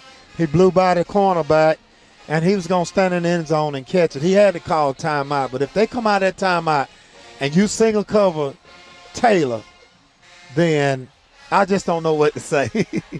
There's no way. I mean, they putting him over there for a reason. A big play coming up for the Oxford offense as it is 3rd and goal from the Lions' 25-yard line. Now you got doubles, and he's in the slot now. But I'm covering number 1. I'm going to bracket number 1. And those other receivers got to beat me. Number 5 got to beat me. 3 down linemen. As Mims drops back, throws toward the end zone, and that's incomplete, intended for Ford. I'll send it back to Shasta for some more about our players on the field tonight. We'd have to take it back to the truck, trailer and charge it. Oh, Jonas Walton met up with me this week. His biggest goals that he's set out to accomplish his senior season. He's definitely improved off of last season where he has around 2,300 all-purpose yards, but his goal for this year is 2,500 yards this season. It's gone up every single season he's played in high school football, and he continues to improve. Speaking of improvements, I asked him if there's one that he has seen in himself on the field or weight room that he expects to help him most this year. He said he definitely believes it's his elusiveness, being able to get in and out of cuts quicker and faster, just trying to be a better player overall. Here's a throw to the end zone, deflected and incomplete as Ivester knocks it away, and we'll see some of that strength of Jonas Walton here on the next Lions possession. But first, on the Oxford Lumber second look, Ivester slaps it away incomplete. Look right here, James. He's still behind. He's behind the defensive back. So normally he makes that play, and that's what I'm saying. I don't understand that type of defense.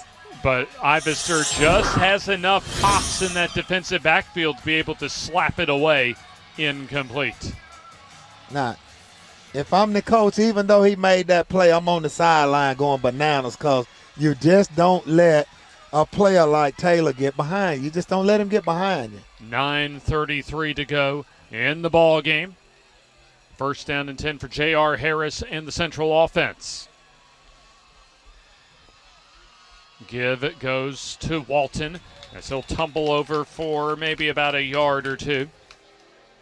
Jonas Walton that time on the carry, and a good feature that time from Shasta as far as just the work that Jonas has been putting in the weight room. English on the stop for Oxford. Kamari English, one of the safeties for the Yellow Jackets. Now, this drive is critical for Oxford right here to get a stop, basically because, understand each team except for that last possession has scored every time they had the football. Second down and long. Here's the give up the middle. Jonas Walton, a modest amount at the 29-yard line where he's taken down by a couple of Yellow Jackets. Looks like Keenan Britt helped out on the play. Also, Aiden Noyola around the football. So third down and 6 as the Lions down 1 on the road, looking to improve to 2-0 on the season. They won on the road last week at Spalding over in Griffin, Georgia. Line to reach with the first down is their own 35 for Central. Harris sets up the screen. That's blown up as now he's looking to do something and just falls down inside his own 20-yard line. Good pressure caused by Oxford's front line as they were able to disrupt that screen pass and force a fourth down and long. Under 8 minutes to go in the football game. As we'll see for the first time tonight, a punting situation.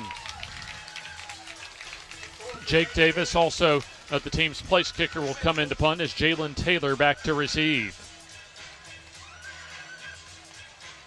Taylor stands at his own 41-yard line. So now a big defensive stop potentially coming up for Central. And before that, we'll have a whistle and a flag on the play as the play clock had gotten down to 0. We'll hear again from Kenneth Breeding. On the offense, 5-yard penalty, replay fourth down. So fourth down coming up back at the 14-yard line or so. And now Davis in his own end zone. Gets the kickoff, and that will go out of bounds well upfield, well into Lions territory, and it goes out of bounds at the 39-yard line. So great field position coming up for the Oxford offense as they have a chance, a second try to try and at least get some insurance as we come up on the mid-portion of the fourth quarter. And James, believe it or not, that was actually a great punt for him to be 2 yards deep in the end zone and had pressure, and he got it off that quick, and you were able to keep it away from Taylor. Now, Oxford needs to capitalize right here to seal the deal. Wheeless Marketing Group presents our fourth quarter as Wynn off left guard inside the 35 to about the 34-yard line. And this is Caleb Wynn time, Eddie, as far as just taking this offense for the Yellow Jackets on his back and get them to the finish line for win number 1 on the year. Well, and this is a situation where I'd be talking to my offensive line, hey, I want to see what y'all made of. This drive, this touchdown could seal the deal right here. 6.5 to go in the game as Wynn up the middle breaks through as he skips forward inside the 20-yard line for an Oxford first down. I'll take a second look on our Oxford Lumber replay as Wynn able to go right up the gut and nearly able to break it to the house as he was taken down at the 20-yard line. And then quickly off the first down run, another solid 5-yard or so carry for Wynn. As Caleb Wynn, I imagine he's going to get a whole lot more carries here on this drive. Absolutely. You're running clock, you're down in that. You should be in field goal range right here. So, worst case scenario, you kick a field goal, eat up the clock, the Oxford defense has played well the last couple of series. Neither team has had more than a touchdown lead tonight. Mims just decides to slide, wisely do so as he went back to pass, had nothing, got some yards, and then slid before he took the brunt of the contact. As right now, Central down to just one timeout as we have a heat timeout. We'll take it with them at 5:33 to go in the ball game, and Oxford up by 1.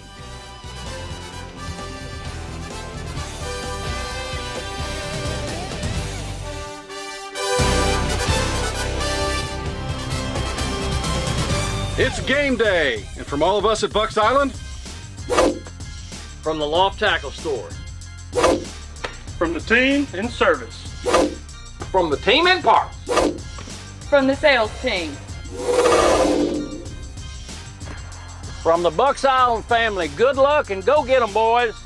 Treating our customers the way we want to be treated since 1948. BucksIsland.com or call 1-800-I'm-READY. Let our team help you win on the water. Lamar Field on the campus of Oxford High School in the heart of East Alabama. James Hardy along with Coach Eddie Bullock, Shasta Jones down on the sidelines. Also, don't forget, as far as our F&N Coaches Show making its debut this season on Tuesday night from Top of the River. 7 o'clock, our airtime. And also 2 games for us as part of the F&N Game of the Week, Thursday and Friday. And there's part 1, Hoax Bluff and Southside over at Southside High in Etowah County. 6:30 for our Bama Sheds countdown to kickoff. And then Lincoln and Munford for an early season rivalry matchup. Wynn off the right side. He sees pay dirt. And is he in? Yes, or no, just shy of the touchdown. However, a first down run for Caleb Wynn of a dozen on 3rd and 4. And Oxford Lumber second look. And Wynn playing outstanding, some of his best football in his high school football career as he stretches forward and almost lost the football there, Eddie, but able to hold on to set up a 1st and goal. Well, and he was at the half-inch line. And falling on the football after dropping the snap was Maddox Mims as they'll move the football back to about the 5-yard line. And now looks as if the officials have stopped play for a moment. Helmet. As there is a helmet issue for one of the linemen as Endicott comes out onto the field. Xavier Endicott now in, that looks like a right guard position. Under 5 minutes to go in the football game. 2nd and goal from the 4. Play clock down to 5. And Sam Adams comes racing out to Kenneth Breeding as he gets his timeout before the play clock can expire. They'll step aside, a timeout with 4:21 to go until we get to the finish line. Oxford 31 and Central 30. Your neighborhood Grub Mart is your one-stop shop for everything you need when you're on the go. Grub Mart features the best prices on Coke and Pepsi products and is the home to the 99-cent bag of ice every day. And Grub Mart is your exclusive home for the popcorn bucket. Purchase yours for only $5.99, then bring it for free refills throughout the year. And save every day with your Grub Mart Super Saver card. When you're on the go, it's good to know Grub Mart has everything you need. Gas, diesel, and delicious Oleo donuts. In business over 78 years, visit your local Grub Mart today. Your neighborhood Grub Mart. Looking to transform your outdoor space? Look no further than Bama Sheds.